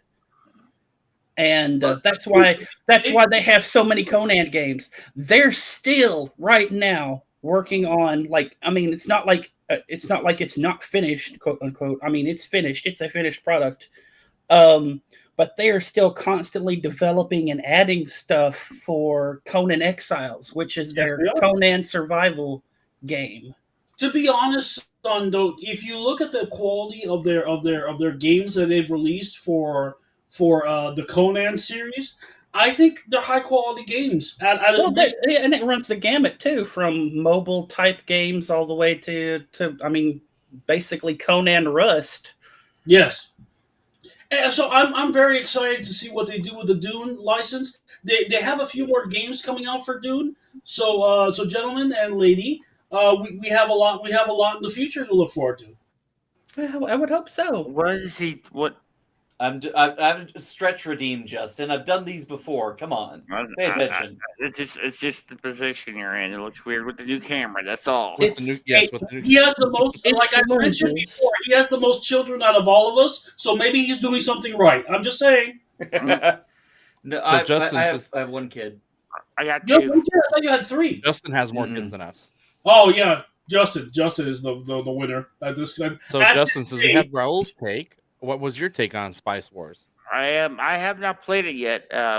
As I said, I'm getting it next month whenever it can pay to get it. So, yeah, I'll get it next month. But from everything I've seen so far, it looks fantastic, and I can't wait to go in and mess around with it. So As soon as Ross is done with his stretching, we'll get his take on Okay, Spice so I was very surprised with Dune Spice Wars. It's not an RTS in the way something like Command and Conquer or Age of Empires is. It's a real-time civilization. You've got your core area, and then you've got a bunch of segmented areas around you, and you've got to go out and claim villages in those areas in order to exploit those regions. You want to mine that spice patch, you need to claim the village in that region. And, well, they don't like you very much. So, sure, you might be the Duke, you might be the one who have been given this planet as your fief, but you're still going to have to make the locals obey you. I was really surprised by the factions. We got the Atreides and the Harkonnen. Of course, that's no surprise. But seeing the smugglers as their own faction was a Very surprise. fun addition. As was the Fremen. Because in every game iteration of Dune, the Fremen have always been a part of the Atreides faction. Because they eventually allied with Leto. With Paul. Because he became their savior, their religious leader. But this has the Fremen, led by Dr. Kynes, but movie Kynes, which is pretty cool, I think. This game has a lot of potential. I only got about an hour of it in last night. I learned a little bit. I'm still confused about where certain resources come from. I kept going into the negative with my Solaris. Yeah, I'm interested to see where this goes. Just wait till they introduce House Steiner. Don't tempt him to sideline that, son. Mechs would not work on Arrakis. Not at all. They sink. Stompy robots will attract the worms. The mechs would be like this. Like, I don't like the set. Versus Battle Mech, worms win. Look, all I'm saying is one Mammoth Mark II versus a Dune Worm. Who wants to see it? I want to see it, but the worm's gonna win. The worm's gonna win. The mechs would be like this. I don't like the sand. It's coarse and it gets everywhere. So I'm really excited to see what they continue to do with Dune Spice Wars as the game develops, because it is still in early access, but it has an early access price. $30 is a small barrier of entry, and the game is playable right now. It's a lot more playable than a lot of stuff released on Steam. Let me leave it at that. I would recommend it. We'll do a full review in a couple weeks once we get a bit more time under our belts. Yes, for our audience, I only got about an hour and 10 minutes into the game myself. So we will be reviewing this a little further down the line once they give the first big update. All right. Lord of the Schedules, Greg, what's next? That's actually going to be all of our topics for the evening. We do have Moonknight left, but since Ross has not seen it quite yet, that leaves me, Justin, and Raul. We'll just hold off for a week on Moonknight, in case we can. We're Okay, so really do we running. want to wait for the season Oh, finale yes, for we'll that one? do season that finale? because we are running at an hour and 44 minutes, and we really need to start popping No, things that's up. perfectly fine. Then, Okay. folks, that's Alrighty. all of our topics for the evening. So next week, join us for here's what we have next week as a spoiler. We have the Picard season finale. We have the Moonknight series finale. We have the Strange New Worlds premiere. So it's going to be a fun show next week. Great show. And then And we whatever got the what, hell 2 more? Halo is doing. We got 2 more Space- episodes of Halo, right?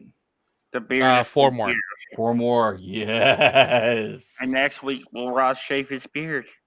We No. don't know. This is true. Will Ross have a beard next podcast? Tune in. Find out. All right, guys. Thank you so very much for hanging out with us tonight. It's been an absolute pleasure to hang out and geek out with all of you. Join us again next week for the topics that Greg is teasing us and much more. But until next time, remember to... and of Are we course... not doing the... Hold on. what are Ross's we favorite watching? part. We're not doing what are we watching this week?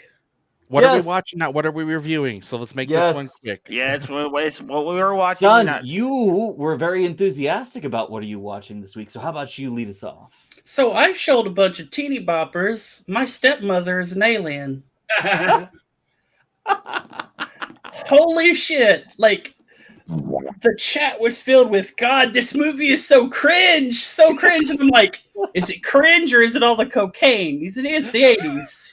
It is the 80s. My stepmother is an alien is quintessentially a fucking 80s. Like, holy shit.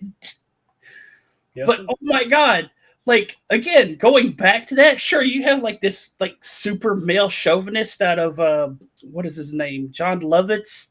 Oh god, the brother's like the fucking sleaze. He's typecast as a sleaze in just about every fucking thing, isn't he? But like, he's actually quite a nice man. To believe, I met him once in California. He's a quite a nice man. yeah, I would He's imagine just- so. But like even in the middle of this, it's like, you know, going back and watching this movie, like there was a lot of fucking progressive shit up in this movie. Like it is Dan Aykroyd as a single father in a single father movie in the 80s. In the same movie, like the daughter doesn't resent him for mom's death or anything like in a bunch of other movies. And she's like super fucking excited that he's finding love again. Like, when the hell does that happen in a fucking movie? When Celeste shows up, like he is 100% like he's asking for consent to kiss the alien, even though he doesn't know it's an alien yet. Like, dude, there's like so much progressive stuff in this movie.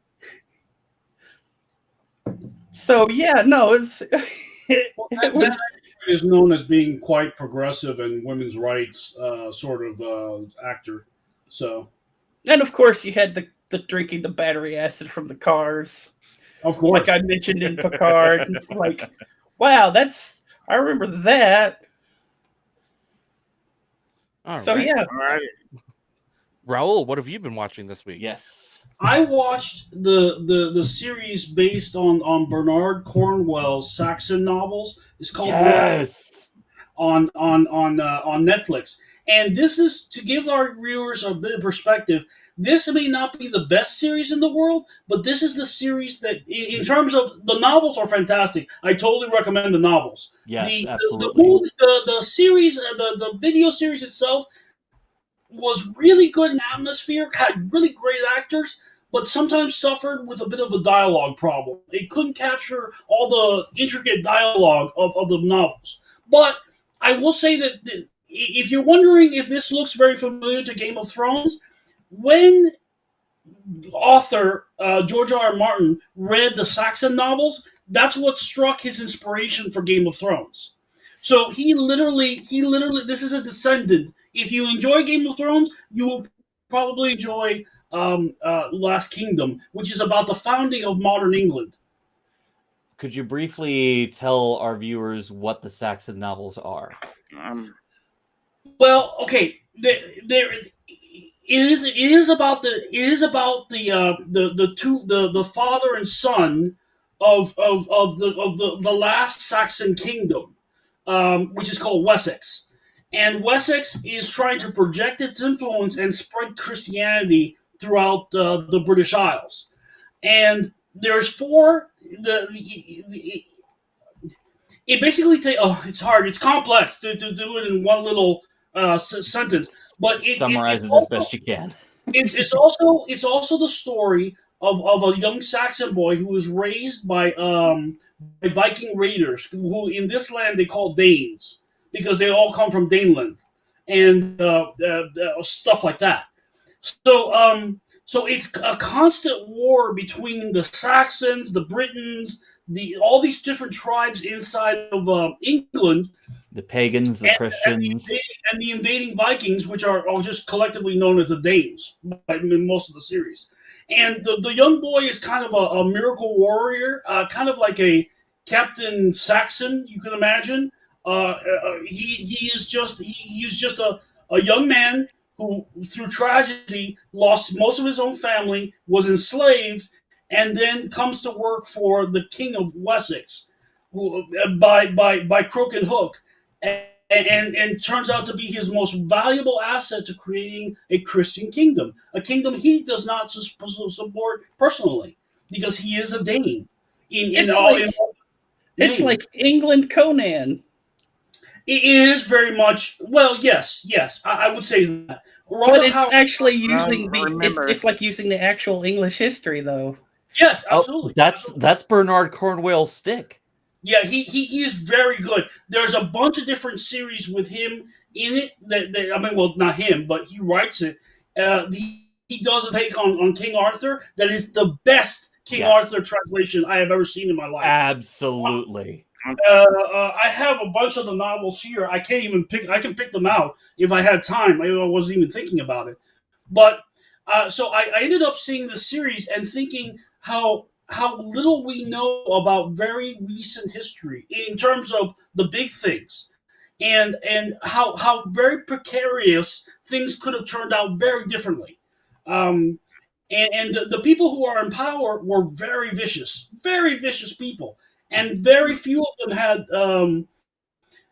motives that were noble at all. Since this looks like this will require more in depth, how about if you want to add that in as a topic, where you may be able to talk about before the show next week? Absolutely. I apologize. Time to review it a little bit more. I'm a fan of the author, so got a little exactly. That's why I figured it'll work out. That way you kind of both go at it a little bit before the show next week, so we can kind of. Greg, what did you have watch you, this Justin? week? Me or Justin? Greg. This week, I'm not sure I mentioned it before. We saw Sonic 2, very faithful adaptation and amazing sequel. Can't wait for the third one. I did get to see Pacific Rim: The Black Season 2. Oh, I've been and that was amazing. It was very well done. That they really upped the action for gripping the edge of your seat for this season. So, oh yes, I hope what I read isn't true. That they said this is like the final season. Like, please no, give us a third season. Well, considering that they fired everybody, hold on, guys. Let me fire everybody. Netflix is in a bit of trouble, but I don't see them axing this show like they are others. So we'll see. But got to see Pacific Rim: The Black. I'm looking forward to Camp Cretaceous Season 5 dropping in a couple months. We'll go from there. Justin, Greg, your turn. Is Del Toro involved with Black? I believe he's an executive producer. Great. Nice. All right. All right, Justin, what are you watching this week? Pacific Rim: The Black Season 2. I watched that whenever it came out. It was pretty good. I loved how they did it. I've also seen Sonic 2, which actually very physically impressed. Other than that, I haven't really been doing too much in world of gaming. I'm about to pick up on Star Citizen again, since they just released this latest update that's supposed to include cargo and a whole bunch of other stuff. So I'm going to be checking that out for a bit until I can get Dune Spice Wars next month. But yeah, other than that, that's it for me. All right, thank you, Justin. As for me, not much that I've watched this week. The usual YouTube stuff. One creator did release something that I'm very excited to share. Of Baruva Albafuza is the name of the channel, and in the past he was most known for What If the Emperor Had a Text-to-Speech Device, a parody series about Warhammer 40k in which the Emperor is given a text-to-speech and he's actually able to communicate for the first time in 10,000 years. It was a fun parody that kind of talked about the lore of the setting, but he put it on temporary hiatus and started doing something different with a lot of the characters that's transcribed from TTS, called Hunter the Parenting, a humorous take on the world of darkness from the Hunter perspective. And he's released 2 main episodes so far about a ragtag family of hunters in the UK, in Norfolk in the UK, off hunting vampires. In this, this week he released a side story where the patriarch of the family, Big D, is interrogating the vampire wizard Kevin. I've talked about it a bit before. Big D is a living pendulum that goes from super serious and determined to manic and unstable constantly, and that back and forth is just so entertaining. And Kevin, the vampire wizard, is a similar pendulum between kind of pathetic but also arrogance. It's strange, it's fun, it's absurd, and I absolutely adore any and all things absurd. So I highly recommend it if you're interested in something a little different. All right. Well, that will wrap things up for the night. Thank you all once again for hanging out and geeking out with us over all of the things that we covered this week. I hope to see you again next week for all of the fun news that Greg's going to dig up for us.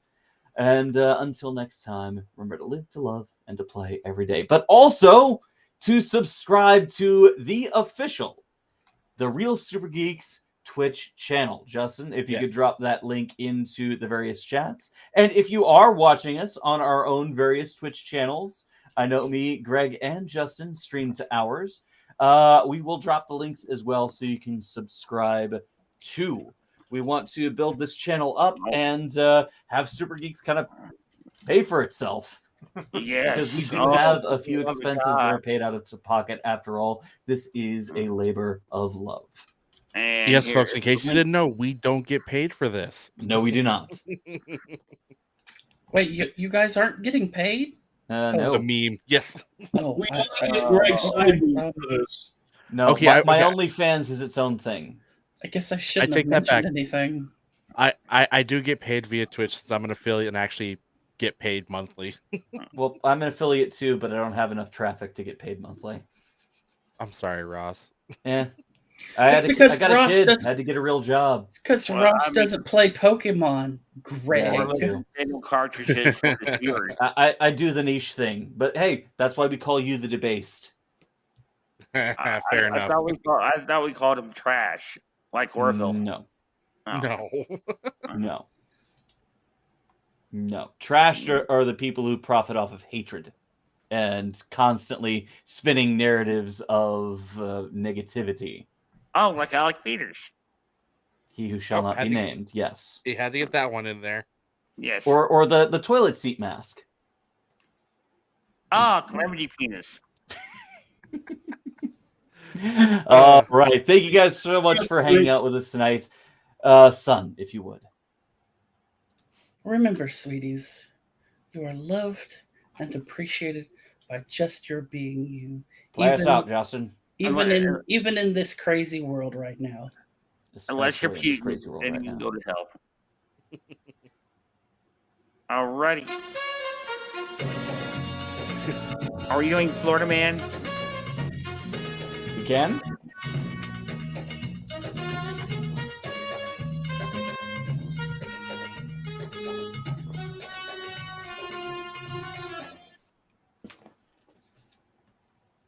I'm up for Florida Man if you guys are.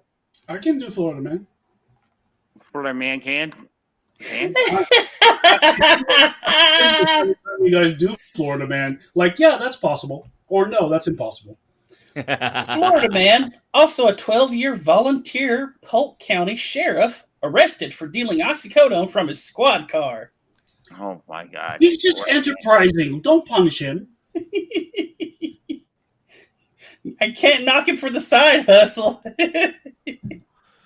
All right, guys, I'm out. Have a good night. Have fun. Take care, Man. Greg. See you, Greg. See you guys.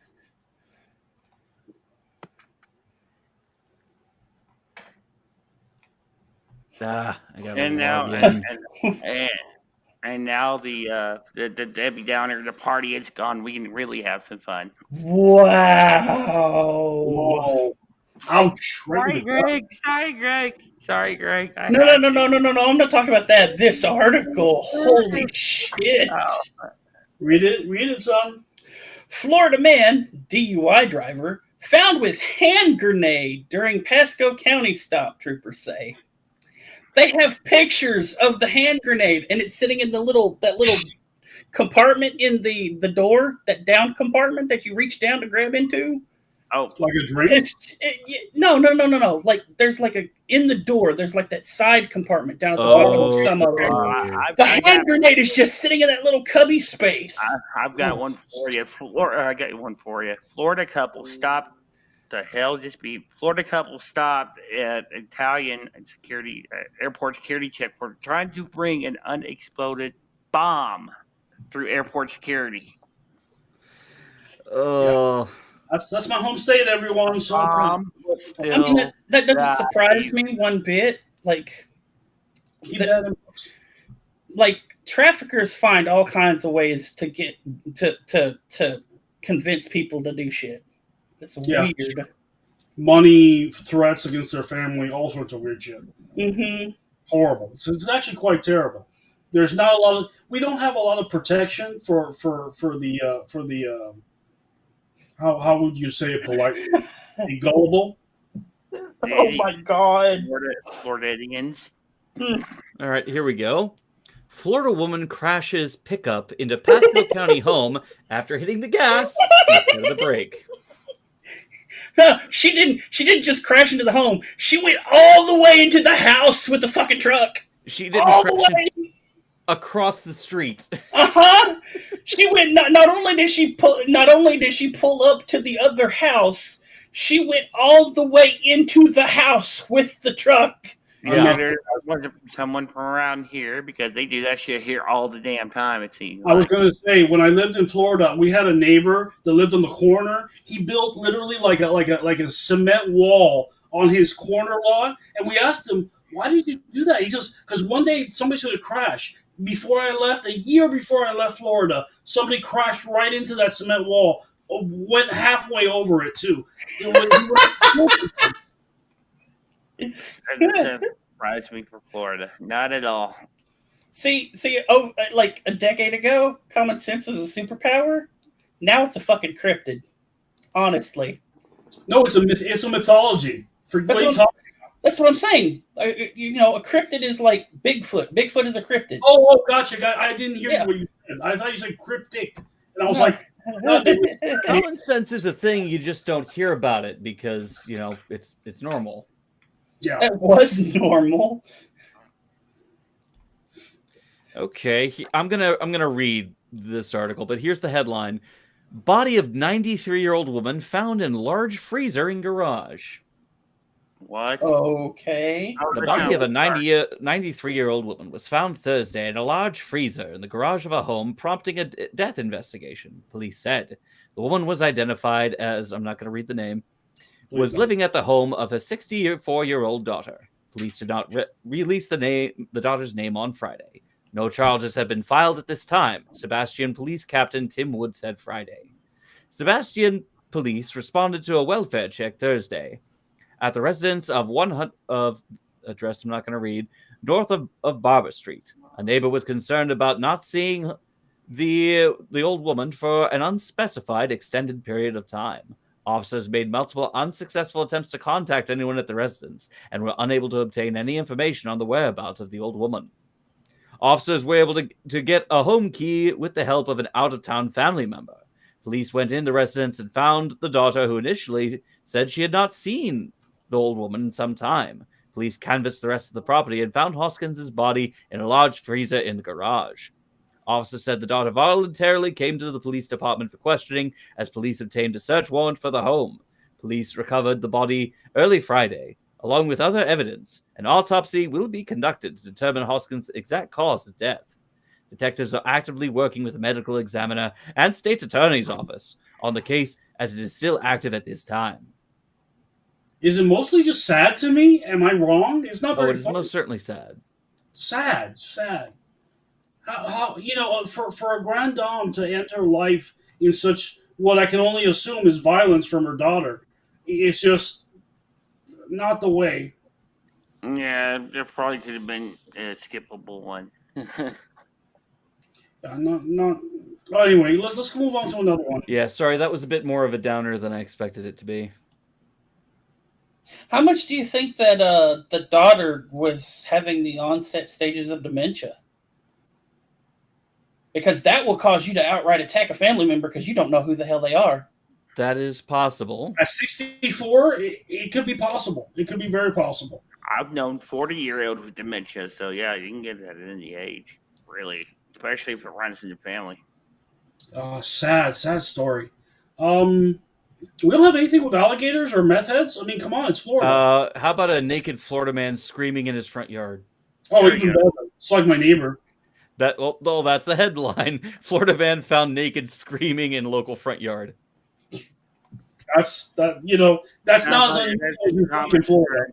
That's also a common occurrence around here.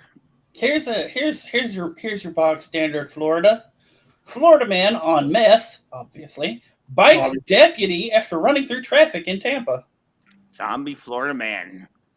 Tampa is actually the nice town. In Miami is the worst town. I lived there, so I know. But Tampa's like the goody two shoes of the cities. Mm. Good. I'm glad the appeals court did that. Appeals court upholds conviction of Florida man that robbed a coin laundry and fled with his loot in a plastic pumpkin. I thought it was Halloween. I mean, it can happen. The trick was he was the one getting the treat. Yeah, well, he's going to be getting more treats from Big Rock. From the big Bubba Bowel in the jail cell. Oh, okay. Man out on bond for crash caught on video removing ankle monitor with a hacksaw. Wow. When you don't care any longer. Wow. Okay, that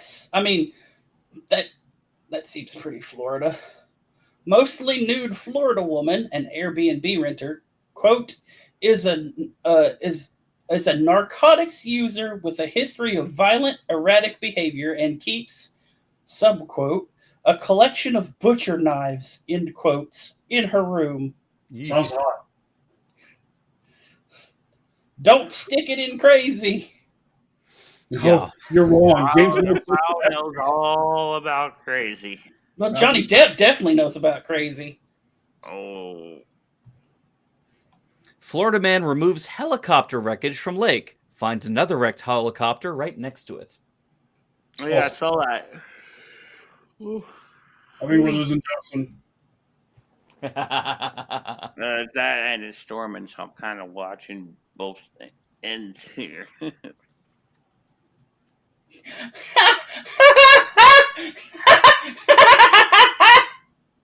The cackle from the south.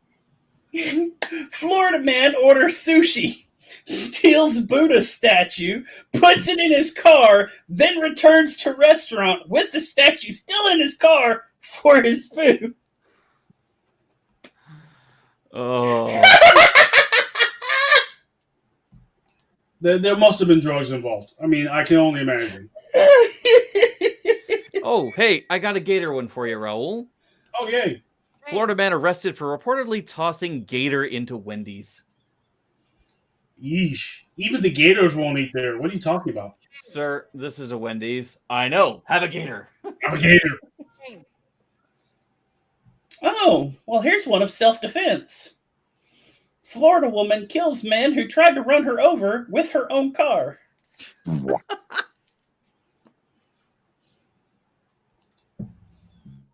only time I was ever... won't hold that one against her. No. So remember last week we talked about the guy who had been stole 97 something golf carts? Mm-hmm. He's going to jail for 2 years. Yeah. He's been sentenced. 90 something golf carts from 7 different states. Yep. Like Jesus, the God. Well, they're money. They can be sold for scrap metal. So Yeah, just take it to a chop shop. it's just petty theft, but it adds up. It's like Oh my God! Oh my God! Florida man removes helicopter wreckage from lake, finds another wrecked helicopter right next to it. I just read that one. That's pretty wild. That'll probably be. Oh, here we go. In Not Like That headlines, Florida man uses state's new book banning law to object to the Bible. Yep. I read that. No, not like that.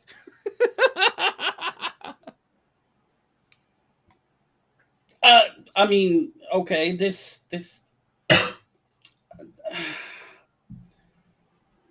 I don't know how I feel about this headline. Okay. If it's questionable, then don't do it. Florida man confesses to video calling strangers while naked. Isn't that just Omegle? Omegle, you know what you're getting into. Chatterbait. No. No. Omegle Omegle is the one where you talk to strangers in video call. That's still around. Yeah, it's still around. Yeah. Some of the best videos are dudes dressing up as girls and fooling other people. Well, I can't say that's not the best one. The best one I can't. You're thinking of? The best one I can't say on air. Okay, I'll be back in a minute. I have got to go to the bathroom. Okie dokie. Continue on. Spider monkey with a Batman marking born at Florida Man Zoo. Oh, well, there you go. Bat monkey, maybe? Bat monkey. Oh, that guy that tossed the gator into a Wendy's looks like a weird version of Markiplier. What do you mean a weird version? Like a weird version, like a weirder version of Markiplier. Yes, I believe that. Oh, okay. That's interesting. Florida man who damaged LGBTQ streetscape must write an essay on Pulse. That was his sentence for vandalism. On what? So here's the question: did they specify that it was the nightclub? Because if they didn't, dude, I just write an essay on blood pressure and get away with it. A man convicted of burning tire markings across a gay pride streetscape in South Florida last summer must write a 25-page essay on the deadly 2016 shooting at the gay nightclub in Orlando. That's a good punishment. I think it fits the bill. Okay. Did they convict him of doing it maliciously? Yes. Because, idiots do donuts all the fucking time, no matter where they are. This guy drove across the gay. I forget what it said. It was LGBTQ, I think, across the street and just peeled tire marks across it to deface it. You know, I live for the day where we have punishments like that for like Bible road crossings. I've never seen a Bible injured. I haven't seen anything like that either. But anyway, But the guy was only 20, so yeah, that's pretty interesting.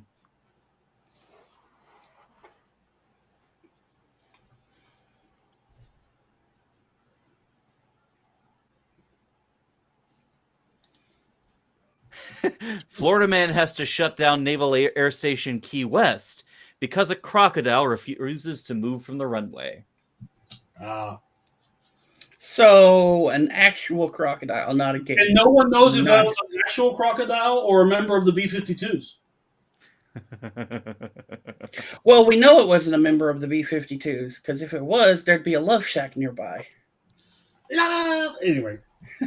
Yeah, the article from WSVN7 does specify that it is a 7-foot crocodile. Okay. Sunbathing on the tarmac. The first time I was exposed, this is a true story. The first time I was exposed to a crocodile, Ross, it was in the Florida Everglades, and I was standing over a bridge, and this giant thing emerged from the wickets. It was 13 feet long. It was massive, and I was just a little boy, and I was like, "Somebody save me! I don't even know how to run this fast because they can run fast too, which is what you got taught in Florida." I have never seen a wild alligator or crocodile. Oh my God! Thank your lucky stores. I've seen sharks and stingrays, but never a crocodile. Yeah.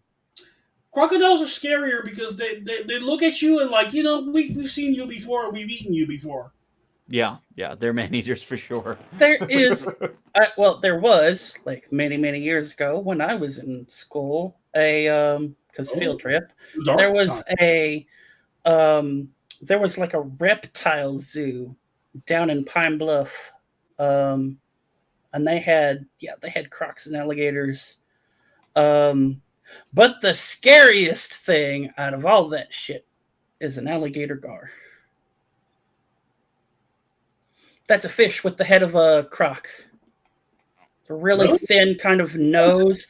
Oh yeah, bastards are vicious. They will lose teeth like sharks, and those teeth will embed into you. Yeah. Those teeth will embed into you, and it's like it's not even a have to chomp. That shit can graze your skin, and it will embed the teeth, and it just pops out and cause bleeding almost instantly too. Yeesh. Yeah, those things are nasty. But I remember the zoo because like they had they had a little display case. And it was like one of those gag things. It was like it's a skeleton of a mermaid. So that was like, oh, that's why I remembered that place. It's like, oh, I know this is fake, but is it? Who knows? Okay, so here's just one I found. All right, Florida man. Okay, so this is kind of just like normal crime. I am sharing this because of the photo of the guy. Florida man pleads guilty to possession of a ghost machine gun. The picture of the guy, I shit you not, looks like the dude who played Ferris Bueller. Like it's weird. Perfect. Nice touch there, reality.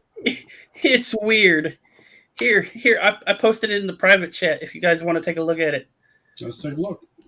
Oh, PBS, of course. Oh, God, yes. Oh, it's not coming up for me. And nothing coming up either.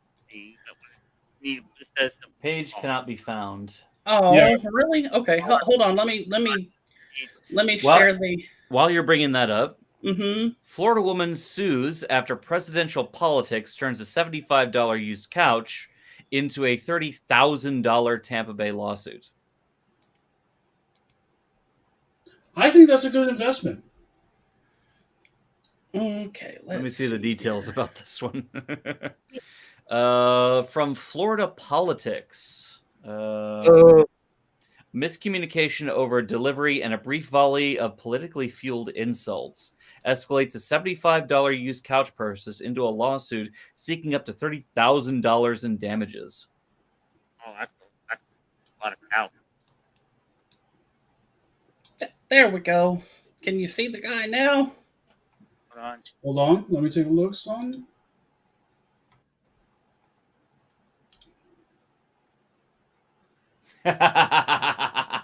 Bueller. Yeah, kind of. Bueller. Yeah, he does look kind of like them.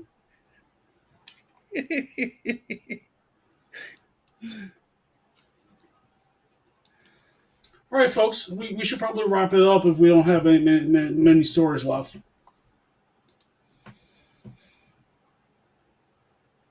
Okay, yeah. So, summarizing, a couch was purchased and set to be delivered, but they couldn't take it the day of. They arranged a different day, but the delivery truck never showed. When she called the company, he was condescending and said that they're not making enough of the couch to send it, so they'll send somebody else. And that's when the politically charged insults began flying, first from the delivery company and then back and forth. And, well, it just became a lawsuit from there. Mm-hmm. Politics is boring. Meanwhile, Florida Man Sheriff says, go ahead and shoot burglars. Save the taxpayers some money. Yeah, I saw that. Then we have this headline. Florida man rigs gas pump to distribute free gas, leaves with almost 200 gallons of gas destined for the black market. In this economy, hell no, he's keeping that shit for himself. I would. Florida man runs from deputies 25 feet up a tree with some loose boots. Florida couple chased into their home by bear. Okay. There's Florida.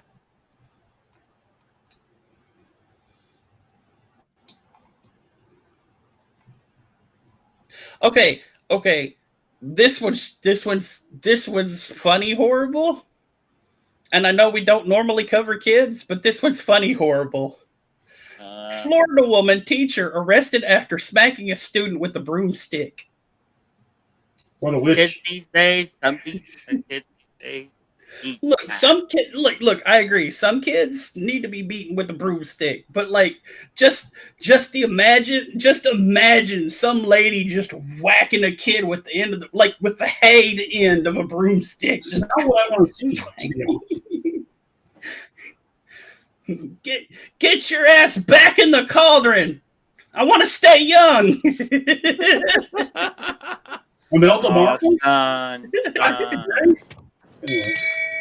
Florida man and woman toss fish into Alabama for prizes at the 37th annual mullet toss. Yes, that's the thing in Alabama. That's quintessentially the South. The 37th annual interstate mullet toss concluded on Sunday at the Florabama Lounge, Package and Oyster Bar. An event ran Friday through Saturday, drawing thousands of people to the Florida-Alabama state line. Proceeds were donated to local charities, while the leftover mullets were donated to local alligators at Alligator Alley in Summerdale. Officials announced that the 2023 mullet toss will take place April 28th through 30th. Now, I don't know if any of y'all have ever been to the Alabama-Florida border. That is a wild and scary place. I've seen it with my eyes. There's horrors there that cannot. But I think that will do it for tonight. Thank you for joining us, everyone. Thank you for hanging out with us in our Florida Man Post Show, the wacky and wild stories from Florida and beyond. Have a good night, and we'll see you again next week. Fuck this shit, I'm out.